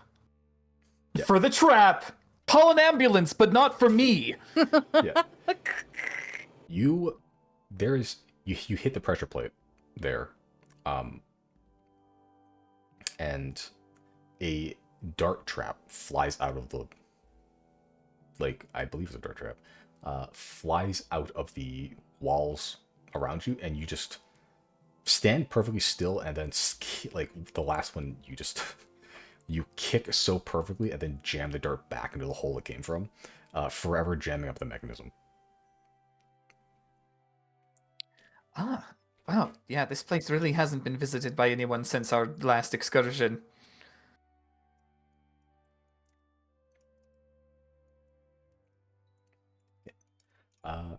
Eventually you all do make your way to the central room here, and it's basically more or less, it's mostly untouched. But for the most part, like, everything cleared out has been cleared out. The corpses you killed are still here. Basically, they are more or less skeletal, or close to it at this point. But you see the jail cells where people are being held. You see, tables and alchemy stations. The bodies of the alchemists in here. You see, I believe his name is Gorwin, the original. Here, I would like to party too. Remember that guy? Remember when he was so confident that he got amped up on drugs and immediately died? Yeah, where he was, there is a black soot stain where he exploded. Then he killed his father in a very similar fashion. This was the spot. Zero, do you try to find the location where you stuffed a man's leg into? Yes. Make an investigation check.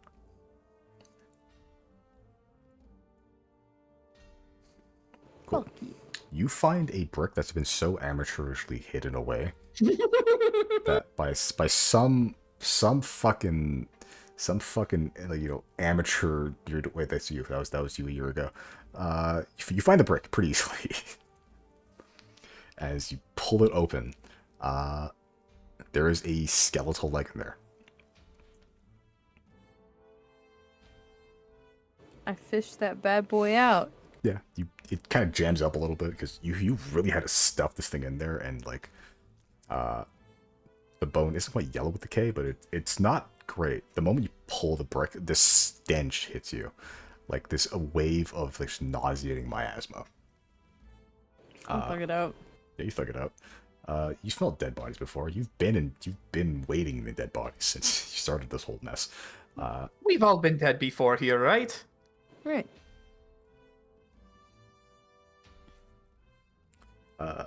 Yeah, you fish that leg out, jams up against the stone a couple times. I think you think you break the big toe off, but whatever, you'll need the whole thing anyway.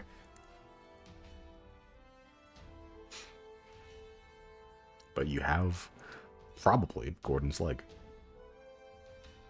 I will turn to Claudine and I will bow, like get down on my knees and hold it up like I'm presenting a sword, like a mighty gift, but I'm just holding up the foot. It's like a skeletal foot. It's not even a leg, it's a foot. Just the foot. Yeah, it's just the foot. Just the foot. Claudine pulls out the Rod of Resurrection, this like double-ended rod with like two faces at the end, winged. She just kind of gives you a small curtsy. Thank you, Squire. As she casts Resurrection from the Rod of Resurrection. She just need to make a d20 roll to see if this explodes the fucking rod on a natural 1. I'll roll it publicly, why not? It's close.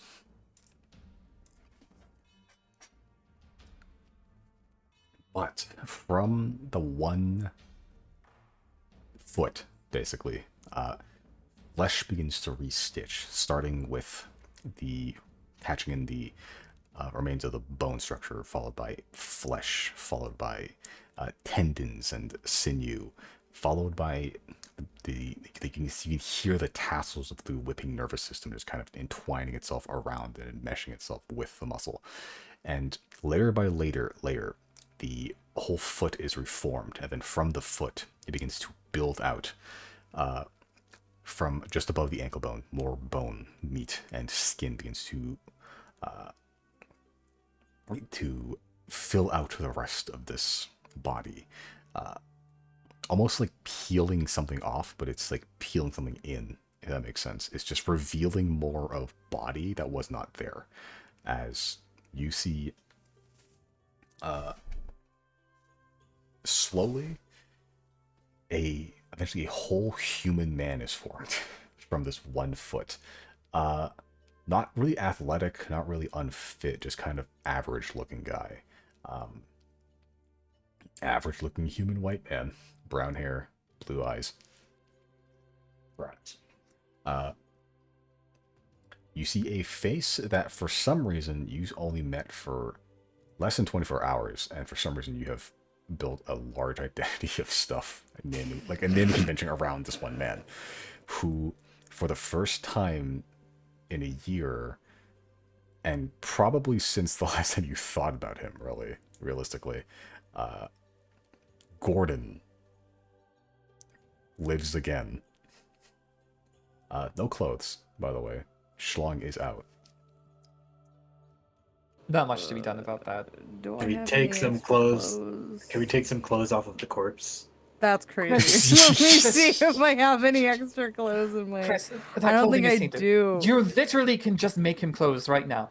I think I gave all my extra clothes to fucking Jane. Shit. All he needs is an hour. We can get him clothes. Just make him some. Chris, you can just wish for him to have clothes.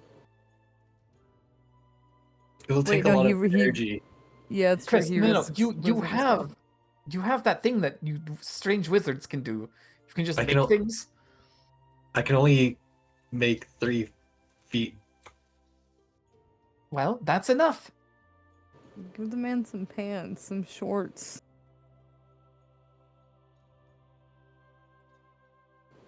How about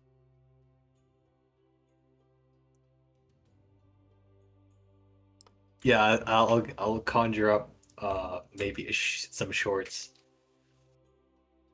Sure, so, booty shorts or actual shorts? Please give this Whatever. man some dignity. Whatever would be like 3 feet. They're both 3 feet. Okay, then yeah, you could give him booty shorts. Okay, gotcha. God damn it. Booty shorts made of denim, no underwear, chafes the hell. Chafes like hell. That's crazy. Only an hour. Yeah. Better than being dead. As you are all discussing this, Gordon has as you're holding his leg, Gordon suddenly gains weight, like he's now corporeal in the world. As you're holding his leg up, you're pretty strong, so you hold the leg up just fine, but the rest of his body unsupported. He falls backwards, strikes the back of his head against the stone.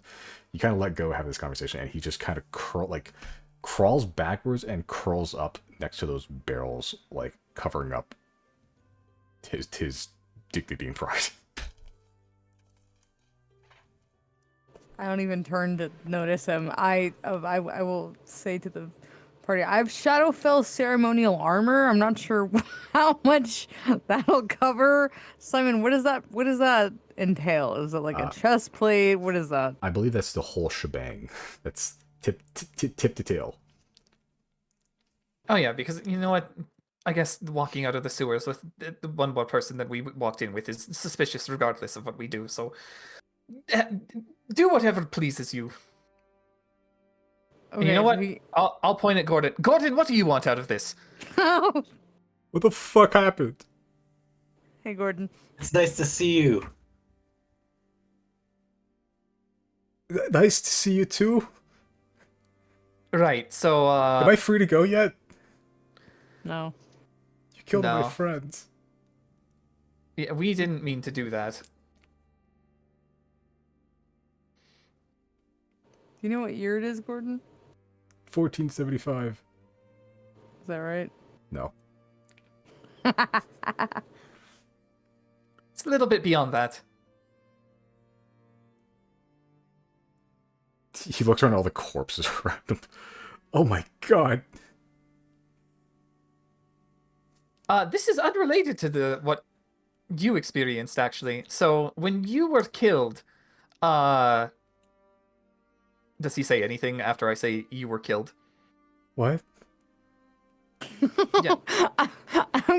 Zero's gonna cut off Riley and point at Gordon and be like, the world outside of this bunker is gone. Everything is dead. We're the last living survivors and all we have is each other. And all we know forever is this bunker, Gordon. You live here now. Make a deception check. What the fuck?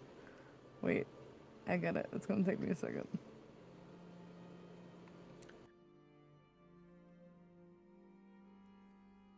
Deception.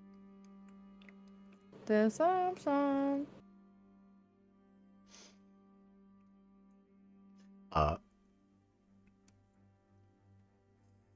Zero says this as they're pulling the armor out of the bag. Yeah. of You holding. say that, and he goes, no, no.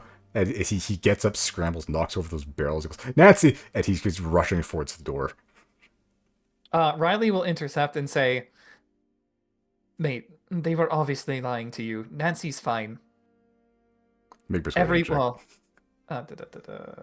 Make persuasion check. You have to beat 26. Oh shit! Well, you know what? Oh shit! All I have to do is roll a 15. Ah! He completely ignores you and begins barreling down out of the door. I will forcibly restrain him. Make a. Okay, I'll like 2 rolls. First, make a. No, actually, just 1 roll. Make an athletics check. Actually, no, I'm average at that. Oh, that's bad. Okay, he needs to roll.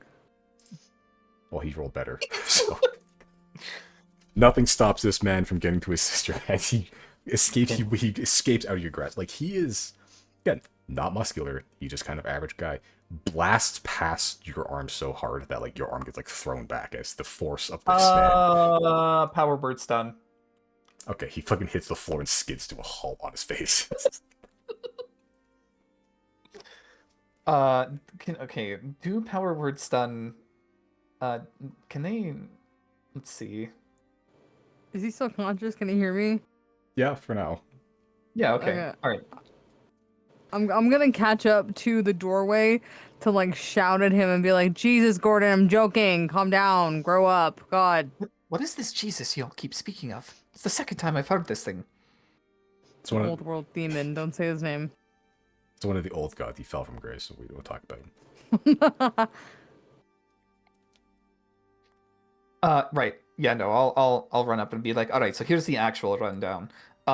You died over a year ago. You were killed by lackeys of the graveyard business. You remember that? Your boss. Oh. Yeah. So some things happened. We got really strong. We avenged you. And now we came back and resurrected you. Yeah, Luca got fucking wiped. His soul no longer exists in the universe. Yeah, he's like gone. How long does the power word stun last? 1 minute? Okay, Gordon. Actually, hold on. It's every 6 seconds he can try to get out with a Constitution's check. Okay. He has to beat a 19 though. 9. 9 plus 0. Yeah. He just goes, But it's about all he can say down there. I'll pick his head off the ground. He is stunned. I don't think he can speak. This will wear off in a second, but you need to promise to be calm, all right? Make a persuasion check. You roll a 4 plus 0. Persuasion.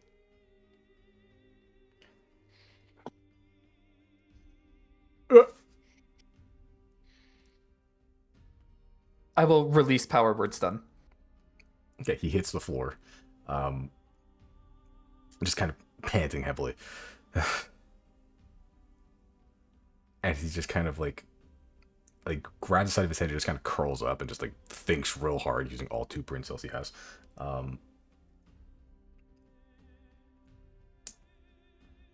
I died? Yeah, you got stabbed. And everyone yelled at me for taking your foot. Everyone made fun of me for a year from taking your foot off your corpse. And then I got even more shit when I hit it in this brick wall. But now here we are. Here we are, and I'm sure everyone is feeling differently about this, right, guys? This was a cool thing I did. This was the weirdest thing you've ever done, actually, but it worked out in the end. Whatever. You took my foot? I don't know how to Gordon. describe the psyche of our rogue from a year and a half ago. What Gordon. matters is that we brought you back. they took us to a cave where they were doing necromancy, okay? I was scared I was gonna have to kill you a second time if your body came back to life. And so if your body came back to life and I had to fight you, I was like, well, I took off his foot so he wouldn't be able to chase us and I wouldn't have to kill you a second time. Make an intimidation check. Isn't that ironic, then? We brought him back with our own necromancy. Yeah. What was my Poetic. what was my psyche like a year and a half ago? About the same. You Yeah. were looting in the middle of battle. It's intimidating. Can I actually go around and see if there's still stuff left over? Is that a nat one? Oh, that's crazy. That natural one, which means it's a 23. Sure, Chris, make an investigation check to see see what happened. If anything.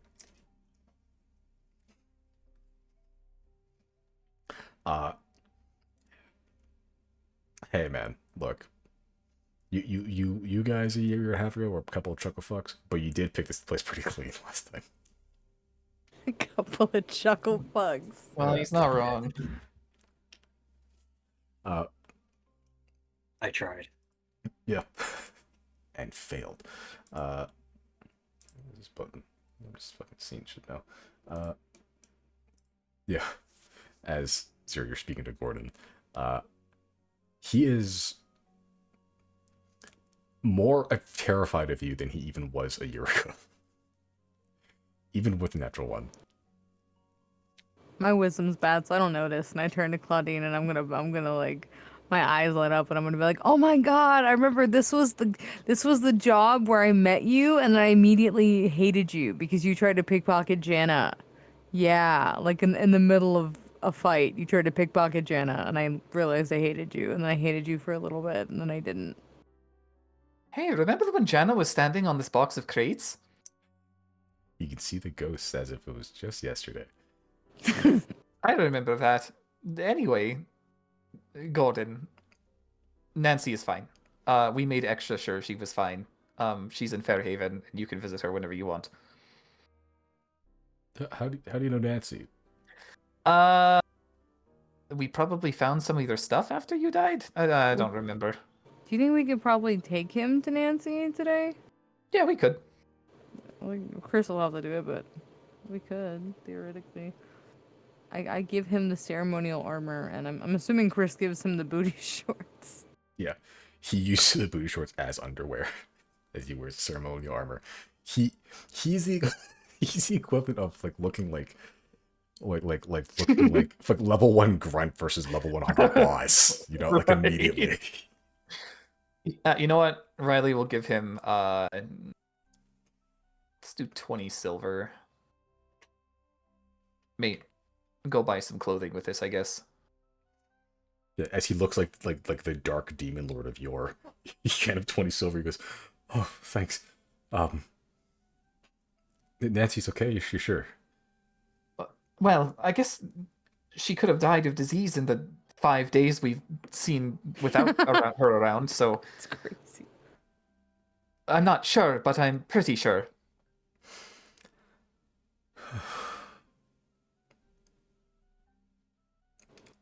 I still don't really know how to react to all this. Believe it or not the first time we've revived somebody. Or the second.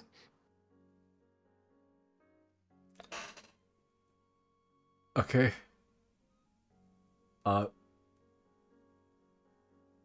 Okay. Now Yeah, take your time. Well, now what? Now you're alive again. So, do you have family aside from Nancy? Or a place to stay? Fairhaven. That's it. You can go to Fairhaven and have a place to stay there? I guess so. Oh, wonderful. Great. 2 birds, 1 stone. Let's go out of the sewer, and we'll get him some clothes, and we can see about getting him to Fairhaven. Yeah, let's do.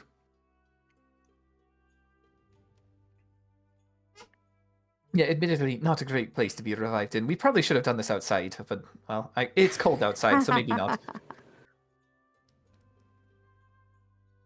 Cold. Yeah, it's the middle of Crystal right now.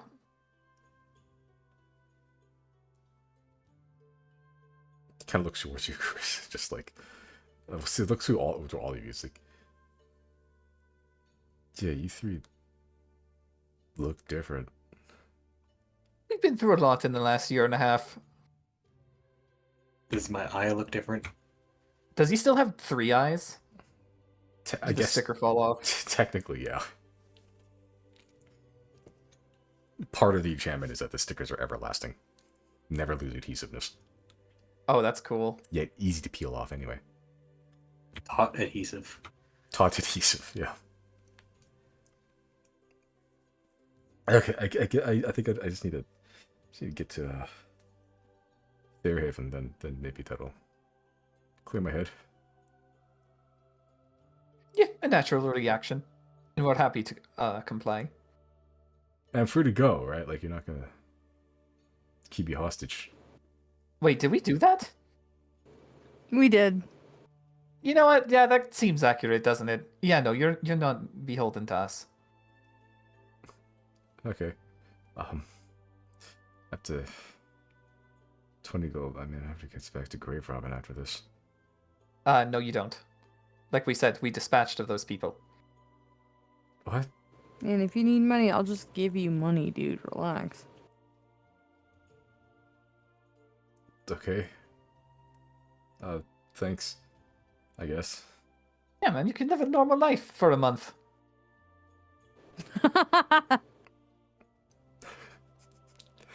What's happening in a month? Uh, Are you coming back from my other foot? no. It's not going to be us. It's Someone something else is coming completely back from my other unrelated. foot? Well, I don't. Listen, just be prepared for shit to hit the fan in a month, all right? Enjoy yourself until then. Yeah, we're gonna get you situated in Fairhaven, and you can set up shop, protecting your sister and your new little siblings, your other little siblings you have now. Awesome. Your family just got bigger, Gordon. That's just what? I'm your uncle. Yeah. Chris, make a deception check. Can I give him an advantage? I said yeah. Sure. It's 22. What? Chris, where did you get adoption papers from? Chris goes, Uncle? Is that you? Yeah, uncle. You have a mansion waiting for you in Fairhaven. I haven't seen you since the Wait. war. Wait, Gordon, how old are you? 31. 31. Wait, your little sister is 8. Yeah. Okay. I don't remember. Wait, do you even remember how old you are then? No. So that was just a guess. Yeah. Can I insight check how old I think he is? Make an insight check. Hell He's somewhere between the ages of 16 to 51. tight. That cool, awesome. I'm gonna lost like rub my chin and be like, he's at least 16. I think he Minimum lost 16. a year. He lost a year because he died.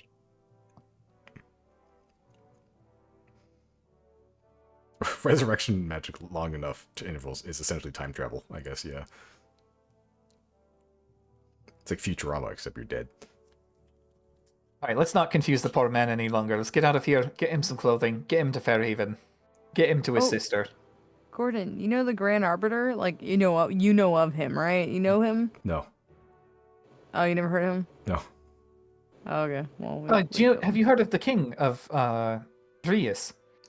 No. Really? I was robbing graves up until a month ago.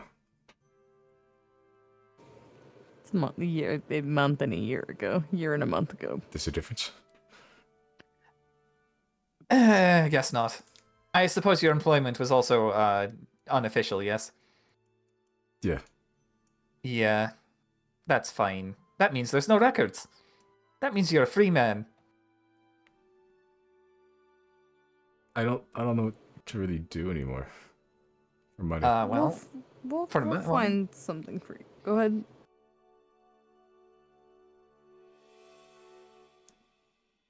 Huh? Well, if nothing else, the new matron of the orphanage at which your sister is currently presiding may be able to use the help. Okay. I guess. Okay. As he just kind of slowly begins wandering out of the sewer, kind of dragging his feet, donned in armor that make him look like an Elden Ring character.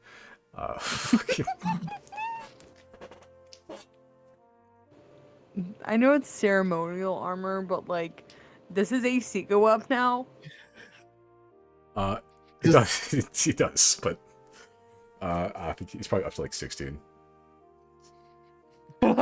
Teen AC Gordon is crazy. 16 AC for you guys isn't super high. For most No. other people, borderline invincible. But eventually you Gonna need it. escort Gordon up to these sewers, which takes, not super long, sometime. This whole trek down here and up probably about an hour or so. I guess you guys are in a city. I can use city music.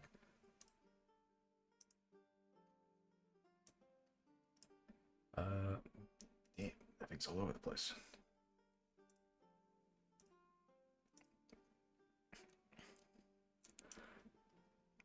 As you escort him up, you see shadowy garbs from another realm, dark and purple of plate, tend to draw a lot of attention. But like Gordon is flashy now, especially as he arised from the sewers. You see Gordon, like, he put on like the helmet and everything, and it covers some part of his face. He has like a dark hood up. You don't see his feet. It's the robes. There's like tattered ceremonial like black robes that like glide across the floor as he kind of walks forward, basically. And you see that same group of young adventurers see him rise from the sewers. And they immediately freeze in fear, holding a bunch of dead rat tails. I feel like he fits right in next to us now. I feel like we also didn't look normal. You look more normal than him. I mean, probably Zero probably stood out the most. And Nyx. But seeing Dark Lord Sauron arise from the sewers is a little different. Gordon's gonna make an intimidation check with advantage. On accident. Does he on accident? Okay. Yeah. 13 plus 0. Which is I'll show 1 d20 for their roll a 5 plus 2. Okay. They fail. They have the frightening condition and they flee. They flee Gordon. What's their deal? Too much aura. I don't sense anything.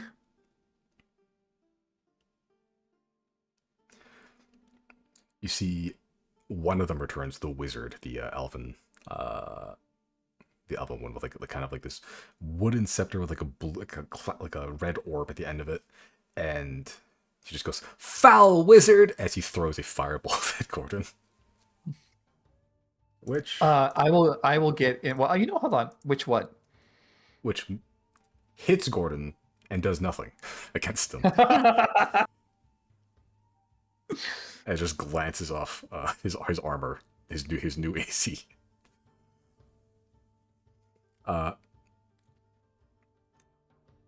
You see the elf go, "I'll get my revenge on you, dark wizard," as he begins to runs off and joins the rest of his group, planning their next adventure hook.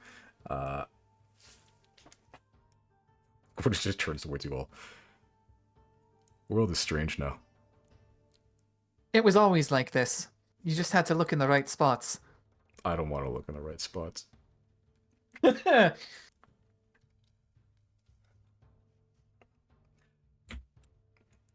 That's where I found you guys. Well, we're not the ones who killed you, remember? I would like to help him when we get to the marketplace area, because I'm assuming that's where we left Bruce too. I would like to Probably, help yeah. him pick out a nice, spiffy new outfit to meet everyone again. And I'm in support of him continuing to wear this armor. I think he looks cool as fuck. I think he looks metal. He should But keep it anyway, but like, because it wouldn't increase our AC by any, would it? No, not really. No, so we fucking don't need it. but I would like to help him pick out a new fit for beneath his garb. Sure. What do you imagine Gordon, who is for all intents and purposes a pretty standard white man, dress under the armor? Like a sweater and some I don't know, like what are those like really thick clothes that people wear under their other clothes during the wintertime sometimes? What? Does anyone know what I'm talking about? The No idea. thermals. Thermals? Like yeah, like the thermal like pants and shirt, and it's like skin tight, and people wear those under like their normal clothes sometimes. I think they're talking about. It's mostly like hiking stuff, I think. Yeah, it's not like standard clothes. It's just like I don't know. Sportswear. Either way, Luke from the Outdoor Boys YouTube channel definitely wears thermals. Yeah, you can find out. You can find out like that. You can put together like some, yeah, like thin but tight sweaters around him. What color are they? This design is fit. Something simple, just black. I don't know, to go with the edgy armor. As you walk into a random clothing store that sells, pretty standard clothing, just shirts, sweaters, pants, and shit like that. Normal peasantry clothing, as fucking the doom of the age of man walks through the doors, and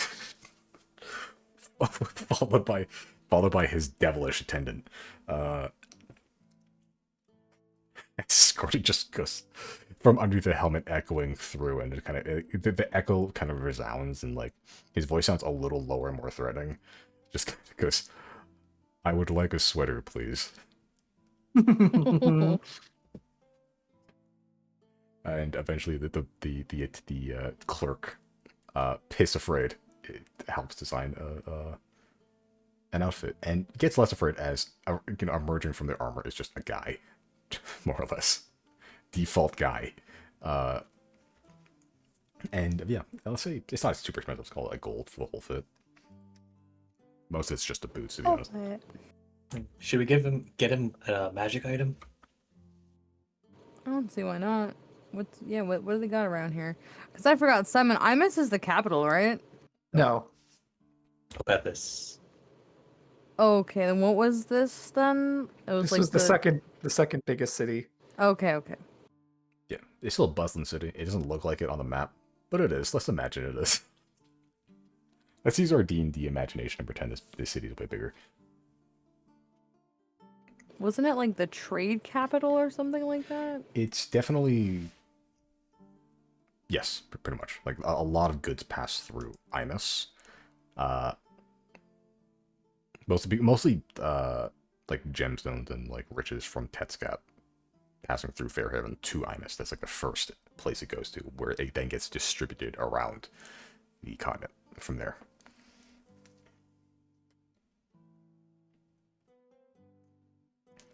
So yeah, lots of stuff here.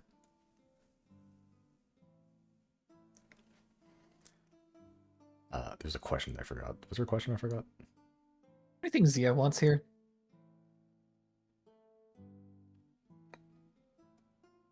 I want a crisp high five. She does? From you specifically. Well, absolutely. Crisp high five. Resounds across the guild gathering.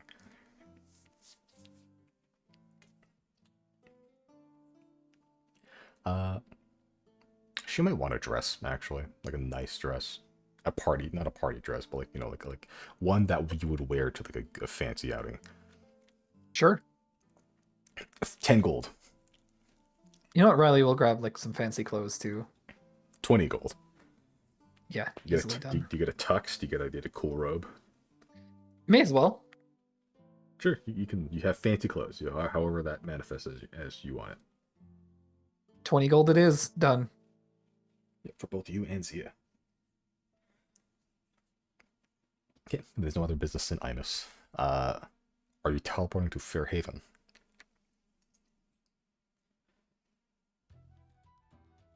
Yeah. Or are you going? Well, you guys tell me mostly. Well, let's find Bruce.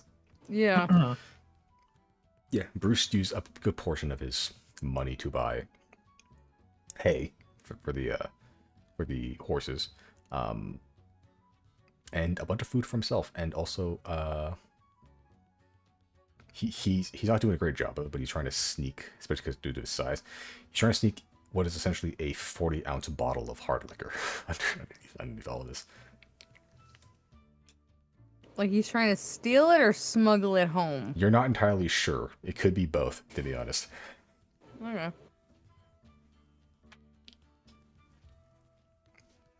But he kind of walks up. Okay, I'm ready. Holy shit! You got a new party member? Temporarily. All right, well, don't necromance me, sire. I'm Gordon. Gotcha. Alright, that's what I thought a Grand Wizard would have to be named, but whatever. Anyway, Yeah, Gordon. Pick a different name, Gordon.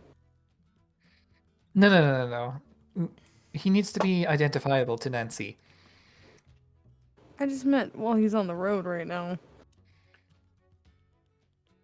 On the road, I say, as it'll be like a 5-minute teleportation trip, but he's gonna blink, he's gonna be back home so quick. okay, ignore me. I'm not gonna be an adventurer, I don't think. I don't know any magic. I got killed by a guy with a knife. Time to bulk up then. Make persuasion check.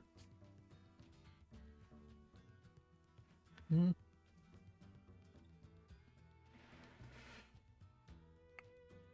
Can't just go. No. Honestly, I think I've had enough of any of this at all. I just want to go home.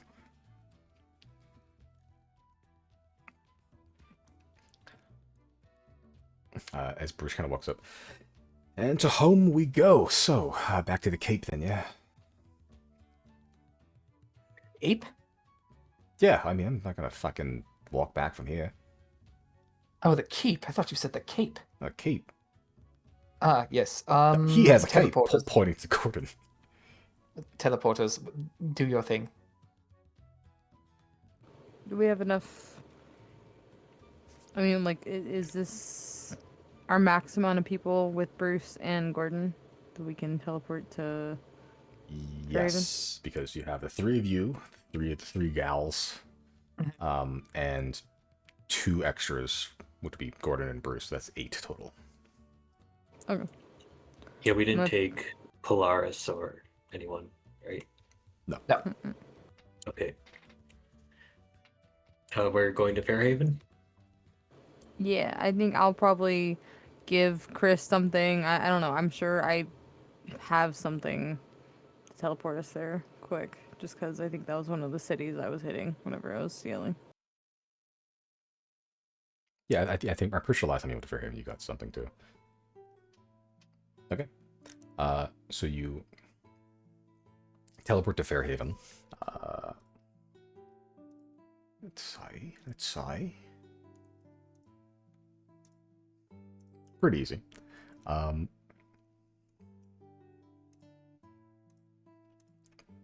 As you full time and space, bringing the Dark Lord Gordon with you, and Bruce, you teleport nearby on the outskirts of town. As Gordon sees the snow-capped houses, the smell of fish, and the coast for the first time in a year and a half since he's been dead, seemingly. As Bruce goes, "All right, your horses didn't." He turns to you. Where the fuck are we? We're in Fairhaven. Did we What not the say fuck that are we we're doing, going there? Fairhaven? No! I thought No, we were doing we're- shopping. I said You go did- home to the Cape. Bruce, we're still going home. Okay, fucking Listen- Christ. Look, teleportation has its uses, all right? Fucking fine, Yeah, shut alright. up. Oh, This is okay, kind of- Jesus. This is kind of like our second home, so it'll be fine. It's not my fucking home. Damn right it's You'll- not, so you be respectful. You'll learn to love it. Yeah, and watch your mouth. Make an intimidation check, 0. Make a persuasion check. Oh, Chris. Jesus.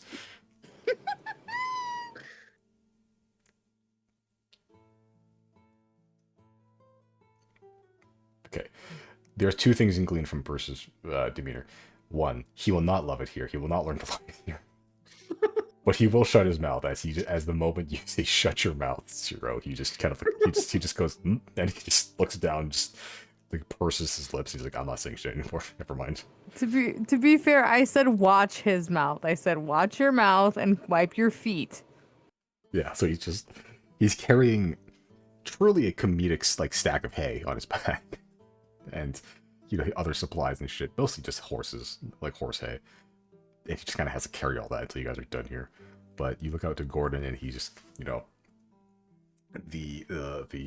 demon prince is over on a hill, looking out over the ocean, planning his next conquest. As he looks over and sees this giant manor that you guys are pretty close by to, that he does not recognize. Oh yeah, Gordon, you're gonna want to like change into your actual clothing or whatever, because your sister's in that house, or Wait, at least lives there. It'd be pretty cool if he rolls up and she doesn't recognize him for a second. I think the reveal would be really cool. I can see the appeal in that. Should I do that? Yeah, you can do whatever you want, honestly. I guess I'll try that. No, I don't know. What do you guys think? I think let's just go as we are and you can meet everybody and then you can reveal yourself. But I will say, Gordon, you don't just have one sister anymore, you also have 2 little brothers.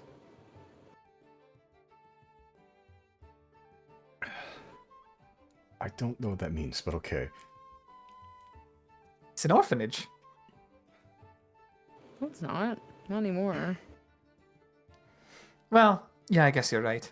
We gave them a mom and we gave them a house, so they are not orphans anymore. Yeah, you're right. Oh, okay, let's go.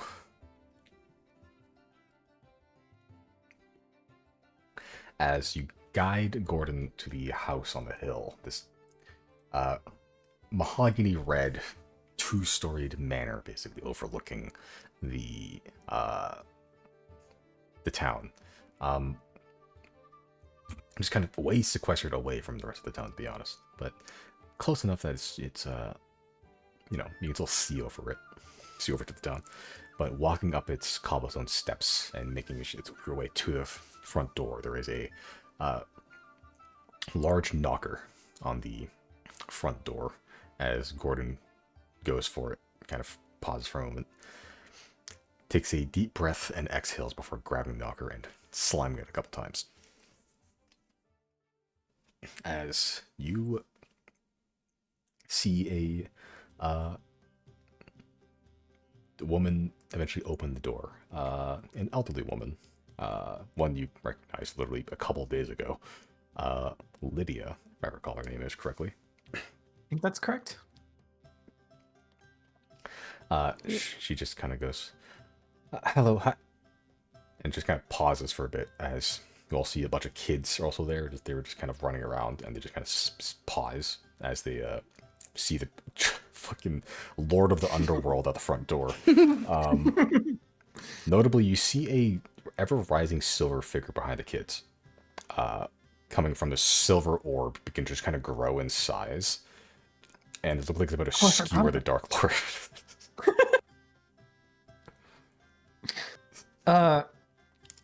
I think Riley will like make himself visible, and he'll just put a thumbs up.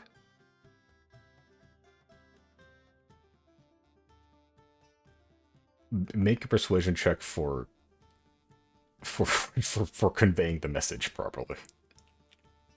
Persuasion. Yeah, it's acceptable. Okay, they all see. Lydia sees your thumbs up, with a smile and everything. So do the kids. Nancy's there also. Rebecca with scar across the face. Notably, the silver figure behind does not reap the Dark Lord's soul, and instead just returns back to the form of a farmland pig. Tiny little farm animal. Boy. Lydia kind of goes, "Can I help you?" As Gordon takes off the helmet and reveals his face, unmarred by anything. There is a brief pause before you see Gordon kind of make eye contact with Nancy. Nancy make eye contact with Gordon. A brief pause before Nancy runs up towards Gordon and does like this flying tackle hug as Gordon leans down to receive it, like on one knee. You hear the sound of child clanging against metal armor, but does not deter her from hugging very tightly. Before Riley, you hear notably a very small hushed "ow" from Nancy.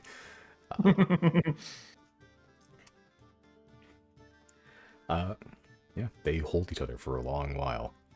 Lydia kind of looks to the rest of you all for like, what the fuck's this? Long story. Do you want the short of it or the long of it? We have time for the long. Come in, please. Sure.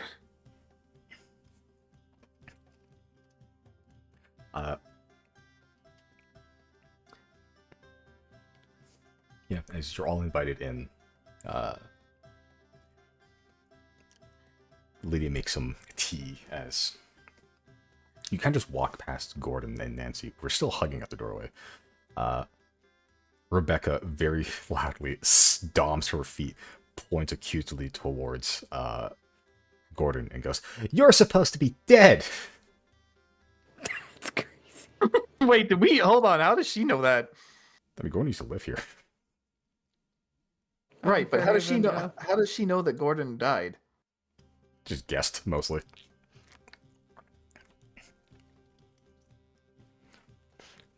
I will distract. I will distract Rebecca by pulling out a spare dagger from my bag, and I will hand it to her by the hilt, and I will draw my dagger, and I'll be like on guard.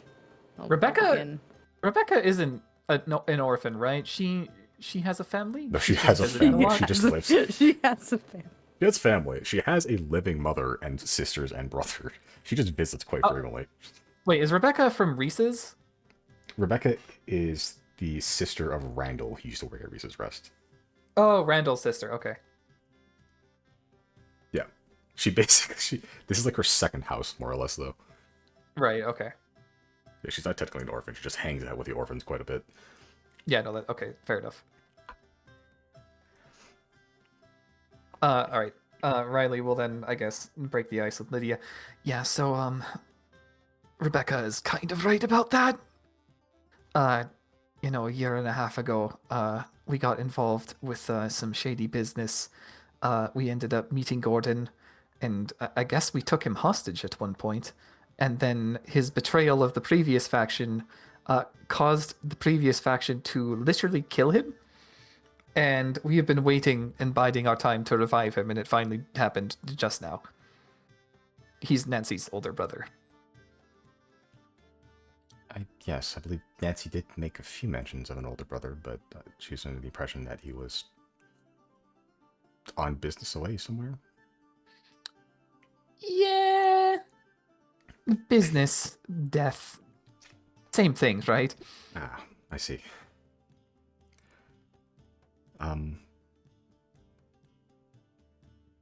Well, that's another very kind act of all of you to do. Um, is he a adventurer? He's dressed very strangely. I mean, not very It's a loan powerfully. from us. I guess if you aren't used to seeing things like this, then it might be rather imposing. But no, that's a loan from us. Okay, so he's functionally just a man then. He's just a man, but when he wears that, he won't take damage. Somebody threw a fireball at him and it didn't phase him, so that's kind of cool for him. Okay. I still have a lot of leftover funds from what you give me, so I could employ him. Yeah, I think that would be ideal. He needs something to do. Well, what is his skill set? Other than He can not dig taking real damage from good. fire. Oh, he's a gardener. I'm sure he could use his skill set to garden. Yes. You're using his grave robbing experience as a resume. Like something put on a resume. You can dig good. Oh, that's very funny to me. Yeah, she kind of goes, well, I could actually use some extra hands around the house. That silver ball is... I don't think I have to worry about security with that thing around, but some extra hands just keeping track of the children, that could actually be helpful. Yeah, sorry we kind of thrust all this on you right away. No, please don't apologize. This is... I wouldn't want to call it a welcome surprise, but it is a surprise, and... well, anything is better than what was before, so...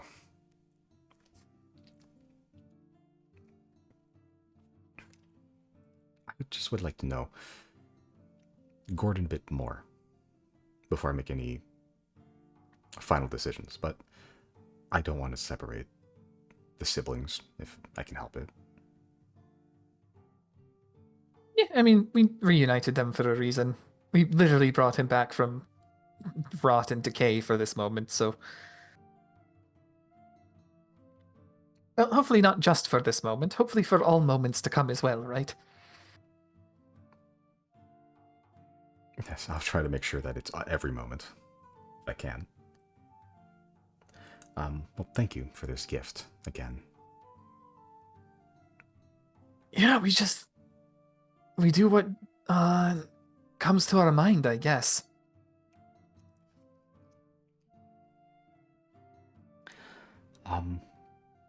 Well, you can enjoy your tea, and again, you can rest here anytime you'd like. You know, this...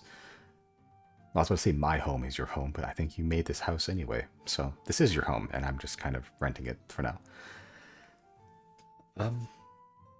Yes, I think I'll have a discussion with this Gordon. Yeah, by all means. You... as you kind of hear just kind of indistinct conversation from the front, you just kind of hear like a, hi, my name is Lydia, and just kind of fades and trails off as the two adults are talking. You see Rebecca come up to all of you and go, oh, guys. We found something. Well, all found something. All convinced a couple things to do things. And? Can we show you? Show me. Okay, follow us. It's gonna be a little bit of a walk, but hey, shush. The adults are talking, so we can just sneak out the back. Okay, I'll sneak out. Riley will follow behind. He'll grab his tea. Okay, Zero, are you coming with? Yes, I want it to be known that while Riley was having the adult conversation, I was sparring with at least one of the children. That was Rebecca for sure, and she just immediately. Okay. Well, first make dexterity. Just make a general dexterity check.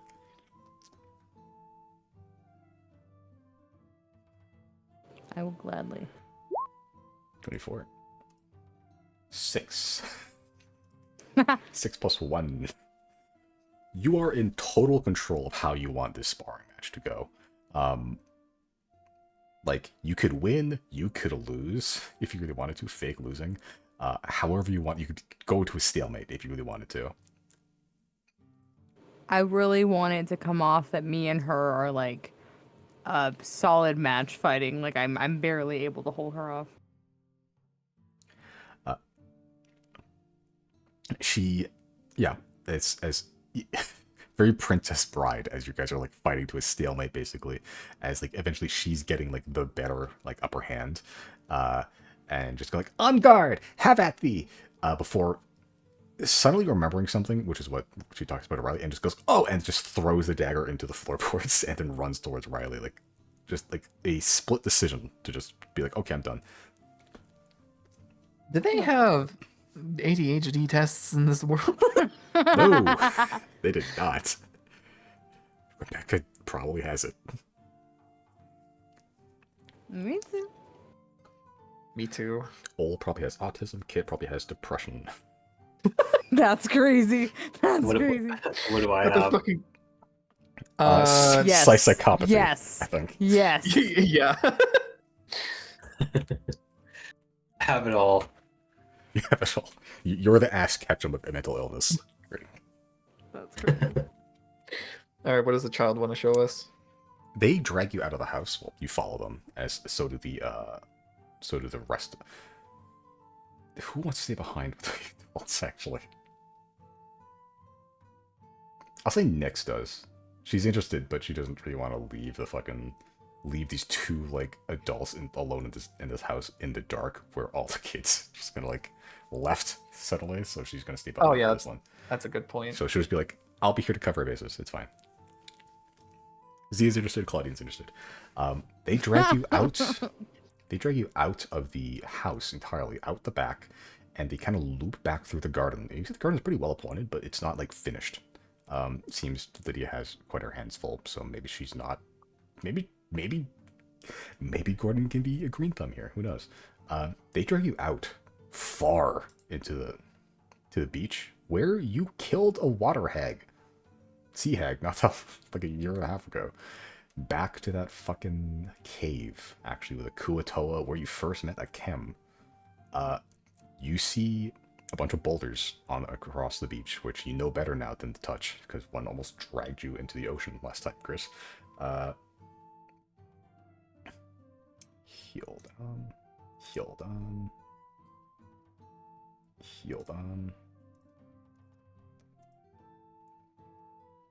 Oh man, I don't even have this map up anymore.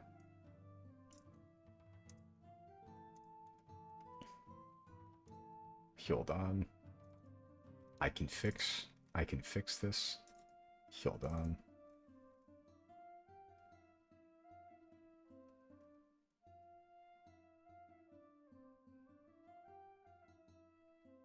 This is the wrong map. Fuck, hold on.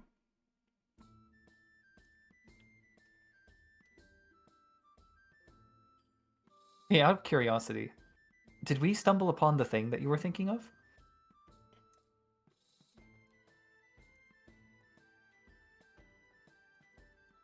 Hey, look, man.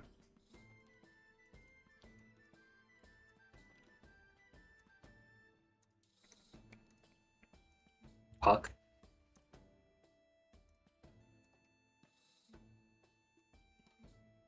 Hey, look, another ancient map. Holy shit. And Deirdre's here. I remember Deirdre being in this fight, to be honest.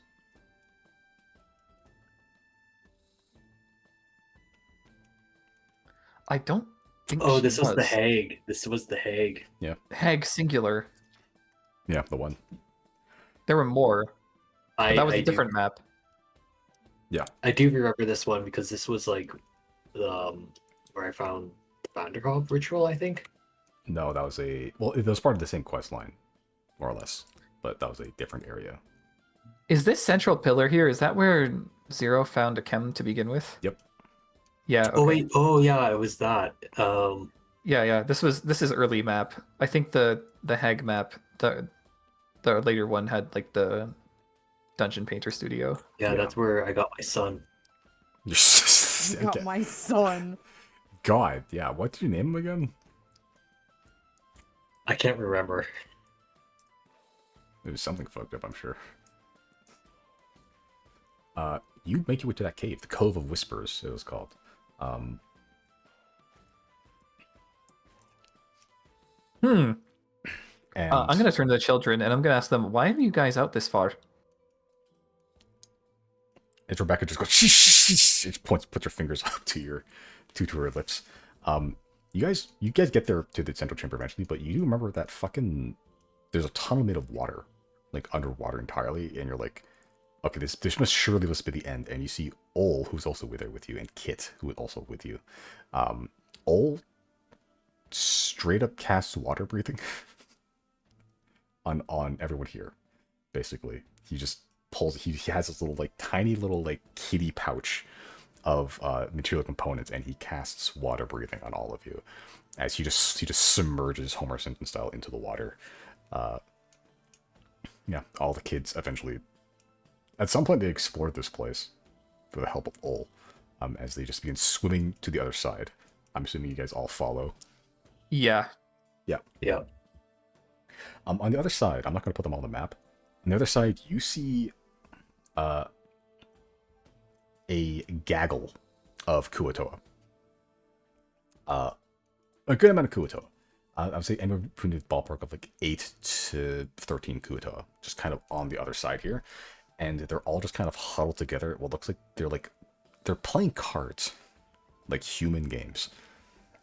You see one of them just turns away, he goes, and then you see Ol just kind of puts his hand up, just kind of doesn't really say anything, but they all just immediately just begin to calm down. Rebecca kind of points towards the Kuatoa and just goes, Ol made friends with these things. I'll turn to Ol. Did you learn how to cast tongues as well then?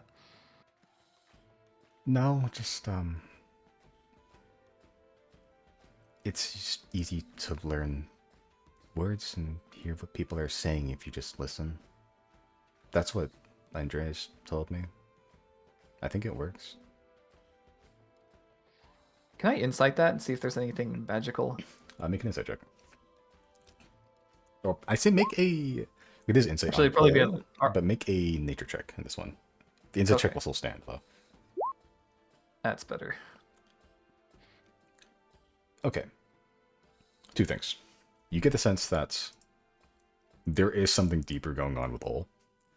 You get the sense Ol doesn't actually know what it is.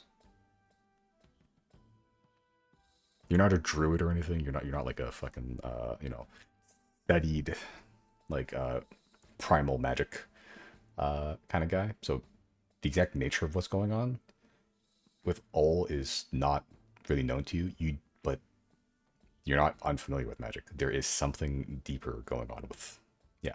There's an underlying cause behind what's going on with Ol. That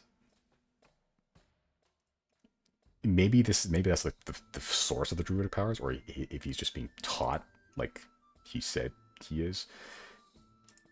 There is more to just him being like, oh, if you listen hard, you can understand. There's a power here, but Ol himself doesn't seem to be aware of it. I see. I'll just turn to them and say, you seem to have some sort of very interesting proficiency. Careful it doesn't get out of hand. Wield it responsibly. I mean, it's just what Andreas has taught me. Andreas, that's the... What was he, an owlbear? He's a werebear. Right, werebear. That... Okay. He knows magic? Well, kind of. Not really. He says he's not like a... He says he's not a druid. A druid. He's not a druid. Druid.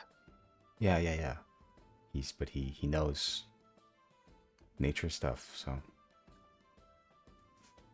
Yep, my point still stands. I'll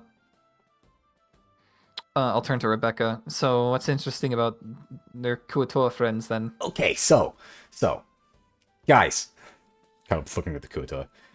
You remember that thing we did? And they all kind of nod like, Plur! Okay, so we discovered a game that we can play with these guys. And I think you guys would be good at that game. All right. I think I will be too. I'll turn to the Kuatoa. You guys understand common? They kind of look at each other confused. I will cast tongues on myself. Do I understand fish?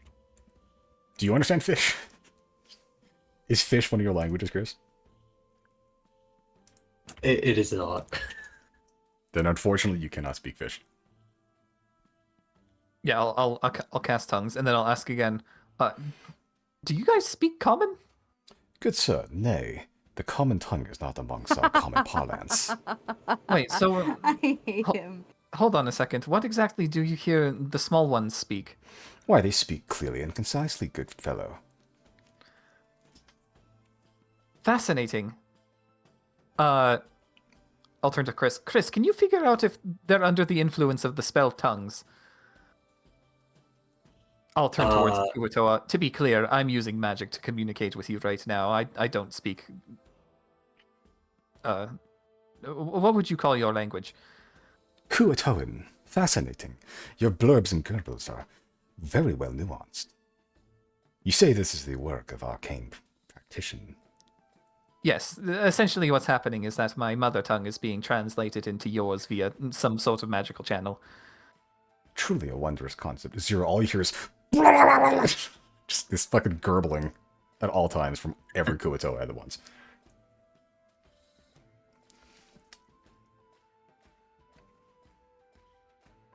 Zero, Chris, you were doing something?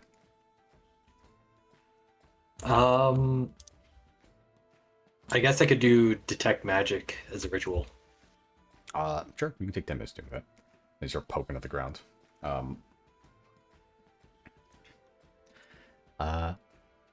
Yeah, but Rebecca, as you're doing that, kind of goes, okay, so you guys want to play that game? Yep, I'm down. I just have to redo this. At least I'll have perfect comprehension. Let's see what it's about. Okay. Wait. You hold on. Elf boy, you said you wanted to do something before we start. Yeah, just give me 9 more minutes. Ah, fine. How long does tongues last again? I think 10 an minutes? hour. It's 10 minutes or an hour. It's one of those two.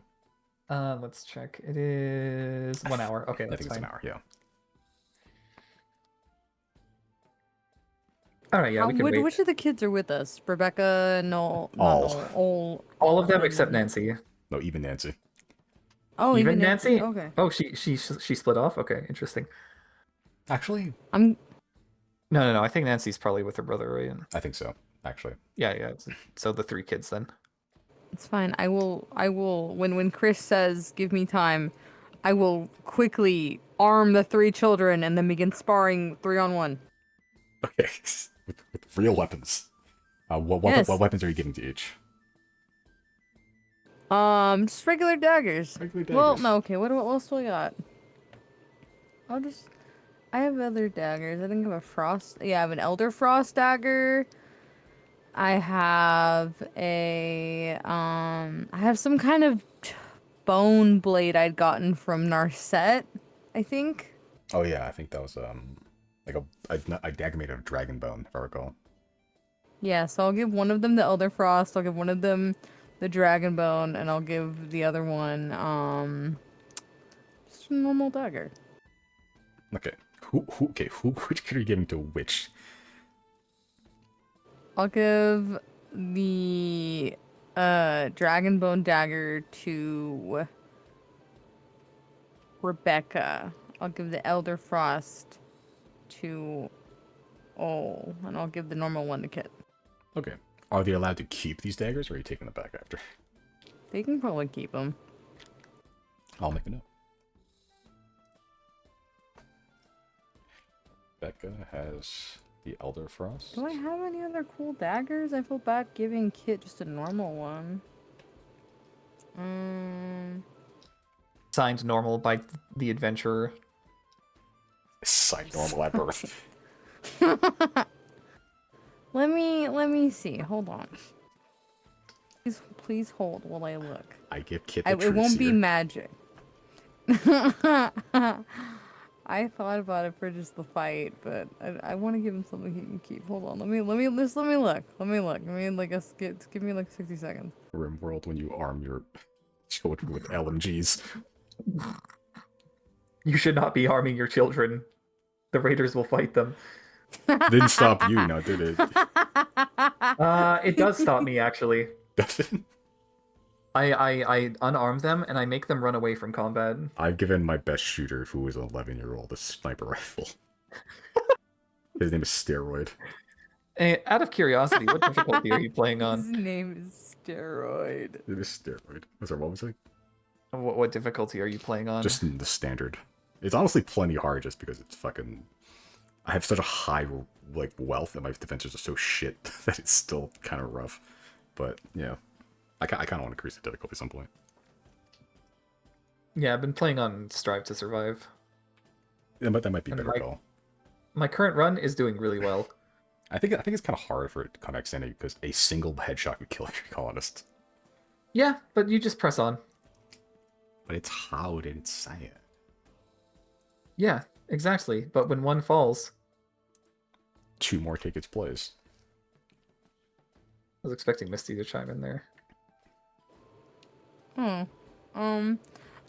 want to take back what I said. Okay. I'm gonna give the dragon bone dagger to Kit, and I'm gonna give Rebecca 2 normal daggers. My reasoning for doing this is that she has. You know what? No, I do have an extra weapon. It's just not a dagger. It's just a bigger weapon. She's Okay, the I'll oldest give- of them all, so she can probably wield it. Okay, cool. I'll give Kit the bone dagger. I'll give Rebecca the platinum rapier. She can keep that. Fuck. It wasn't a magic Platinum? item, right? No, I don't think so. I don't even remember getting that, to be honest. I got it at some point in the Glass Palace, I guess. I got it between the Hexa Blindness dog that I got, and then I have a pebble from the stairway a pebble from the stairway of the entrance of the Glass Palace. So somewhere in between there, Yeah. I received a platinum rapier. Was that from like a guard, maybe? You may have gotten that from a guard that they trip balls. Oh, well then yeah, she gets that. Planet rapier, okay. As you hand out way better weapons than you did last time, they immediately, except for Ol, who's like, oh, it's just, it's like, the power. But Kit and Rebecca immediately elated. They start sparring with each other, and you're like, and then, you don't want them to actually stab each other. But make a dexterity check just for hurting these children. Okay. I'm not hurting the children. Hurting. As in, Hurting. I see. oh, I shit. do want it to very much be like a let them try to stab me and I'll see if I can block all of them. Oh, shit. Interesting. Ol fails miserably.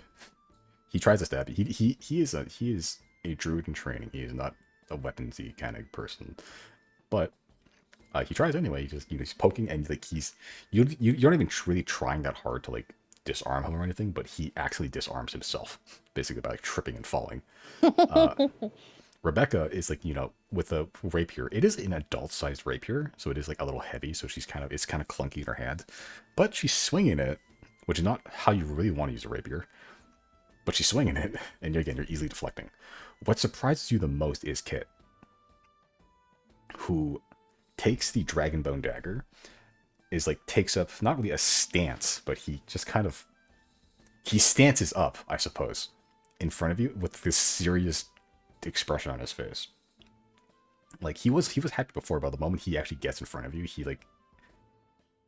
he gets serious. He is serious mode Saitama, and he just kind of flips the dagger, so he's like it's reverse grip, blade side downwards, and he begins going at you basically.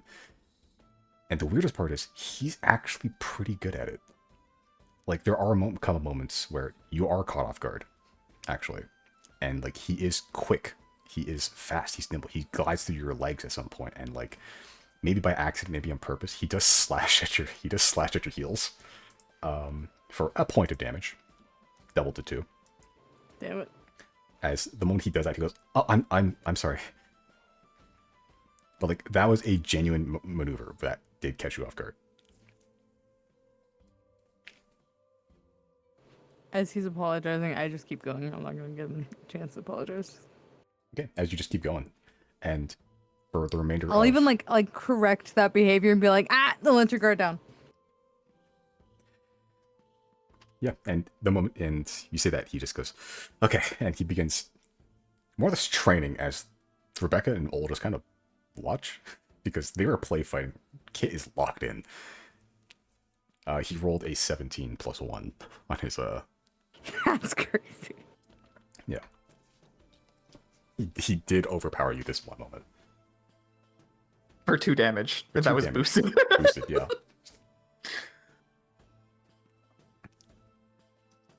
But the ritual pops off. Detect magic. It's really hard to tell in here, Chris. There's magic, but it's not magic. It's hard to describe. You're not sure exactly how to describe it, even. It's not a school of magic. It's just kind of just magic. Formless and sourceless. Is it coming from a particular spot? Just this whole chamber, more or less.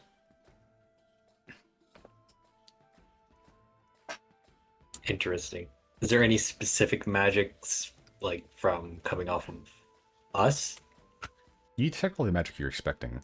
I guess actually it would be localized around these Kuatoa, now that I'm thinking about it. But it's not their magic, it's just a magic.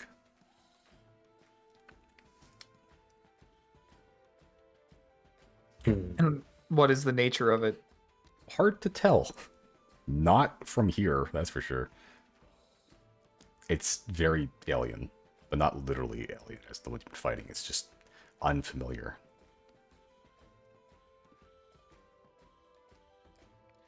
I'll Well, just I think telepathically tell Zero and Riley. I can't tell what sort of magic this is. I fucking forgot you could do that.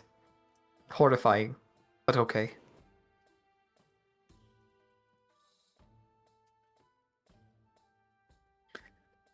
I'll turn to the Kuatoa and I'll be like, "Do you guys have magic going on in here?" My good sir, we are all magical in the eyes of our Lord and Savior.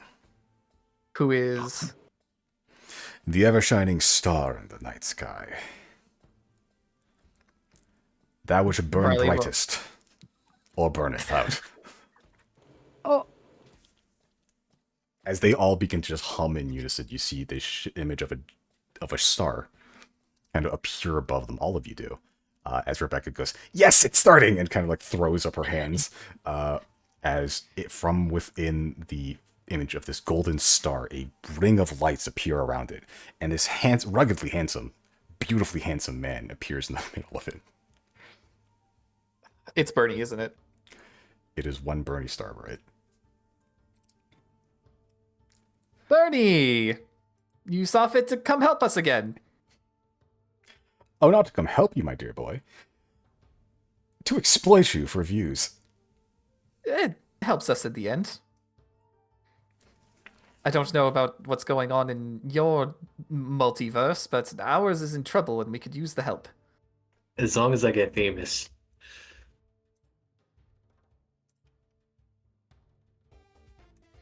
We have questions for your people backstage anyway. There'll be plenty of time for that after you all get thrust into a ever-shifting realm of rings, of lights, of multicolored, faceted neon lights, just like infinite gemstones. One you've kind of just fell through before initially. Hold on, who is all getting dragged into this? All of you, except for Claudine and Zia, but the three the of you people that plus could have the- been helpful. That's crazy. The three of you plus the kids are being dragged into this.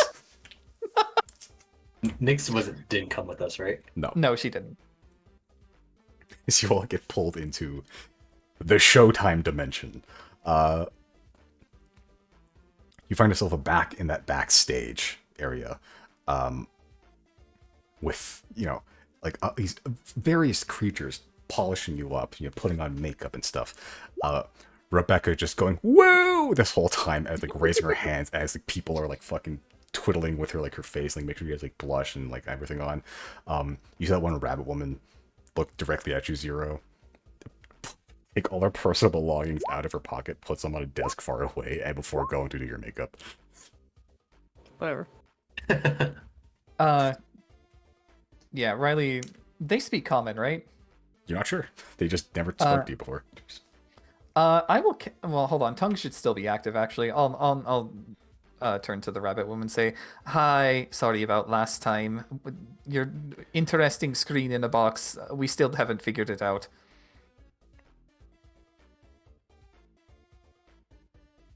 She just makes eye contact with you, Riley, and just doesn't say anything. Continues putting on makeup on Zero. As for the next 30 seconds or so, very quick, you all are beautied up, gussied up. The kids get to keep their weapons. As you get thrust onto the stage, black, and I think I have the fucking burn now. Do I still have it? I do.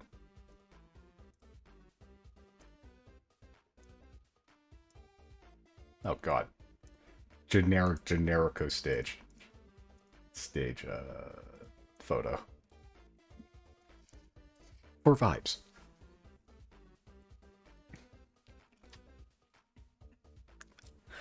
As you get put onto this glass stage, as you see a handsome man with like twinkling starlight hair, kind of like swept up into almost like this kind of like pompadour that, as he moves his head back and forth, just glitters in the light. Pink and purple suit covered in sequins, holding some sort of some arcane voice amplifier, the shape of a real world microphone. As you see these like droids. Now that you're more familiar with robots, actually, this robot with like lenses and it kind of zooms up towards you as you see your reflection up in the screen above you again. Good evening, ladies and gentlemen. This time we have a special treat for you all. Returning champions from previous episodes. You hear Rebecca behind you. You're all kind of Rebecca kind of goes say, "That's us." And reigning champions from our most legendary episode. Tonight, the power of the gods or the imagination of children. We'll see which one, and then every creature in the crowd of dragons, of oozes, of beholders, of just human man, of every race and color, all simultaneously yell, burn bright or burn out. I don't think we have time to get into it this time, but this is going to be a versus episode between you and the kids. That's pretty fucking funny. I like that. Jesus. But burn bright or burn out. Stay tuned next week to see the thrilling conclusion. This is crazy work. I kind of wasn't expecting this. Can I stand over here? Sure. I'll put your token up there. So what you're essentially saying is, off screen, the children had their own Burn Bright Burnout episode where they reigned victorious as well. A couple times, yeah. A couple? They said A couple is crazy. reigning champions from previous episodes. What the fuck? But where are their rewards? Who knows? Stronger these kids now? That's terrifying. We've created monsters. The power of the gods versus the imagination of children's. Holy shit. We're about to get our shit kicked in. You Yeah, already we know are. that. You already know that in this dimension they're buffed to be super bosses. They grew up as child actors. So they should. Nothing stronger than a child actor scorned. Not me arming them before we got here, too. That's crazy. You nerfed us. Well, hey, at least it's a fair 3v3. Yeah, I was really thinking about it. Like, no, it does make sense Nancy wouldn't be here. Then it's 3v3, yeah. Okay, but next time, burn to burn out. There will be a prize if you beat this. Will there be a penalty if we don't? Who knows? Maybe it'll just be the prize for the children. That's it. Maybe. Do we get all our stats up being here? You have I'll say yeah. If you can all take a long rest right now if you'd like to, just to get everything up and running. Sure. Because we're gonna need it for versus children. But to be fair, if their imagination gets to manifest here, we're in trouble. Especially Rebecca. That kid is a problem. This is... Wow. That's insane. Several episodes? They're even more seasoned veterans on the show than we are. Yeah, hey, remember when you died last time? Yeah, I fucking died on the show last time. And then he brought you back. Don't worry about it. I wonder how popular this show is in universe. Are they like on the decline? They're really scraping the bottom of the barrel. They have to bring back recurring cast members. It'd be so funny if like this fucking this outraged game show that is able to pull you from another reality is like a C tier TV show at best in this universe. Man, our budget is really low. Come on, you know what? Those dudes from High Grade, bring them back. The audience like that. Yeah. Next time it'll be heroes versus villains. Do we have like? I mean, I guess that'll be a question for next time. But like, do we have fans in the audience? If we're like recurring, like fucking guests now, do the kids have fans? Do we have signs? Are there like people with our faces on their shirts? Actually, I think you do.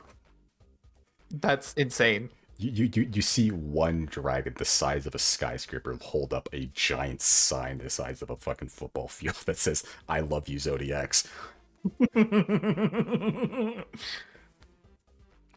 How big is the stadium? Holy shit. Pretty fucking big. It is I won't say city sized, but like city block sized. Burn Bright Burnout continues next week.